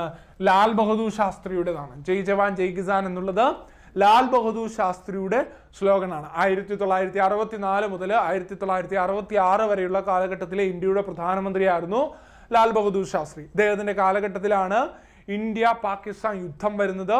1965 ഇന്ത്യ പാക് യുദ്ധം വരുന്നത്. താഷ്കന്റ് കരാറിലൂടെയാണ് ഈ യുദ്ധം അവസാനിക്കുന്നത്. ഇനി ഗരീബി ഘട്ടാവോ എന്ന മുദ്രാവാക്യം ആരുടേതാണ്? ഇന്ദിരാഗാന്ധിയുടേതാണ്. ഗരീബി ഘട്ടാവോ എന്ന മുദ്രാവാക്യം ഇന്ദിരാഗാന്ധിയുടേതാണ്. ഹിന്ദി ചിനി ഭായ് ഭായ് എന്നുള്ളത് ജവഹർലാൽ നെഹ്റുവിൻ്റെതാണ്. ഇന്ദിര ഘട്ടാവോ എന്നുള്ളത് മഹാസഖ്യം ഗ്രാൻഡ് അലയൻസിന്റെ മുദ്രാവാക്യമാണ്. നോൺ കോൺഗ്രസിസം റാം മനോഹർ ലേഹിയുടേതും സമ്പൂർണ്ണ വിപ്ലവം അഥവാ ടോട്ടൽ റവല്യൂഷൻ JP എന്നറിയപ്പെടുന്ന ജയപ്രകാശ് നാരായണൻ്റെതുമാണ്. ഓക്കെ, അടുത്ത ഒരു ടേബിളിലൂടെ ഒന്ന് നോക്കണം. ചിപ്കോ പ്രസ്ഥാനം. ചിപ്കോ പ്രസ്ഥാനത്തിന്റെ ഏറ്റവും പ്രധാനപ്പെട്ട 2 ലീഡേഴ്സാണ് സുന്ദർലാൽ ബഹുഗുണയും ചാന്ദിനി പ്രസാദ് ഭട്ടും. നർമ്മദ ബച്ചാവോ ആന്തോളൻ NBA ആരാണ് അതിന്റെ വക്താവ്? മേധാ പട്കർ ആണ് അതിന്റെ വക്താവ്. വിവരാവകാശ പ്രസ്ഥാനം അതുമായി ബന്ധപ്പെട്ടിട്ടുള്ള രാജസ്ഥാനിലെ ഒരു സംഘടനയാണ് മസ്ദൂർ കിസാൻ ശക്തി സംഘടൻ എന്നുള്ള MKSS. നക്സലൈറ്റ് പ്രസ്ഥാനം, അതുമായി ബന്ധപ്പെട്ട വക്താവാണ് ചാരു മജുംദാർ. ഭാരതീയ കിസാൻ യൂണിയൻ, അതിൻ്റെ നേതാവാണ് മഹേന്ദ്ര സിംഗ് ടിക്കായത്ത്. ദളിത് പാന്തേഴ്സിന്റെ ഒരു പ്രധാനപ്പെട്ട നേതാവാണ് നാദിയോ ദാസൻ എന്നുള്ളത്. അടുത്തൊരു ഭാഗം NCERT +2 പൊളിറ്റിക്കൽ സയൻസിന്റെ 8ാമത്തെ ചാപ്റ്ററിനകത്ത് ഇതുപോലൊരു ഭാഗം പറഞ്ഞു പോകുന്നുണ്ട്. കുറച്ച് സംഘടനകൾ, അതുമായി ബന്ധപ്പെട്ടിട്ടുള്ള നേതാക്കൾ, അത് ഏത് പ്രദേശത്തെയാണ്. ജമ്മു കാശ്മീരിലെ ഒരു രാഷ്ട്രീയ സംഘടനയാണ് നാഷണൽ കോൺഫറൻസ് എന്നുള്ളത്. 1939 സ്ഥാപിച്ചത്. ഷെയ്ഖ് അബ്ദുള്ള അതിൻ്റെ പ്രധാനപ്പെട്ട ഒരു നേതാവാണ്. പഞ്ചാബിലെ ഒരു പ്രധാനപ്പെട്ട രാഷ്ട്രീയ സംഘടനയാണ് അകാലിദൾ എന്നുള്ളത്. 1920 സ്ഥാപിതമായത്. മാസ്റ്റർ താരാ സിംഗ് ഇതുമായി ബന്ധപ്പെട്ടതാണ്. മാസ്റ്റർ താരാ സിംഗും ഹരിചന്ദ് സിംഗ് ലോങ്കോവാളും പഞ്ചാബുമായി ബന്ധപ്പെട്ടതാണെന്ന് ഓർത്തു വെക്കുക. മിസോറാമിന്റെ ഏറ്റവും പ്രധാനപ്പെട്ട ഒരു വക്താവാണ് ലാൽ ഡെങ്ക. ദേശീയ മിസോ നാഷണൽ ഫ്രണ്ടിന്റെ സ്ഥാപകനാണ് ലാൽ ഡെങ്ക. മിസോ ദേശീയ മുന്നണിയുടെ സ്ഥാപകൻ ലാൽ ഡെങ്കയാണ്. നാഗാലാൻഡിലെ ഒരു പ്രധാനപ്പെട്ട രാഷ്ട്രീയ നേതാവാണ് അല്ലെങ്കിൽ വക്താവാണ് അംഗമി സഫു പിസോ. നാഗ നാഷണൽ കൗൺസിലിന്റെ സ്ഥാപകനാണ് അംഗമി സഫു പിസോ. ആസാമിലേത് പ്രഫുല്ല മഹന്തയാണ്. ഓൾ ആസാം സ്റ്റുഡൻസ് യൂണിയൻ, അതിൻ്റെ വക്താവ് ആരാണ്? പ്രഫുല്ല മഹന്തയാണ്. AASU ആണ് all Assam students union. Sikkim പ്രജാമണ്ഡലിന്റെ സ്ഥാപകൻ ഖാസി ഹെൻഡപ്പ് ദോർജി ഖാൻഗ് സർപ്പയാണ്. സിക്കിമിലെ ഒരു രാഷ്ട്രീയ പാർട്ടിയാണ് സിക്കിം പ്രജാമണ്ഡൽ. ഖാസി ഹെൻഡപ്പ് ദോർജി ഖാൻഗ് സർപ്പ എന്നുള്ളത് ആണ് ആ സിക്കിം പ്രജാമണ്ഡലത്തിന്റെ സ്ഥാപകന്റെ.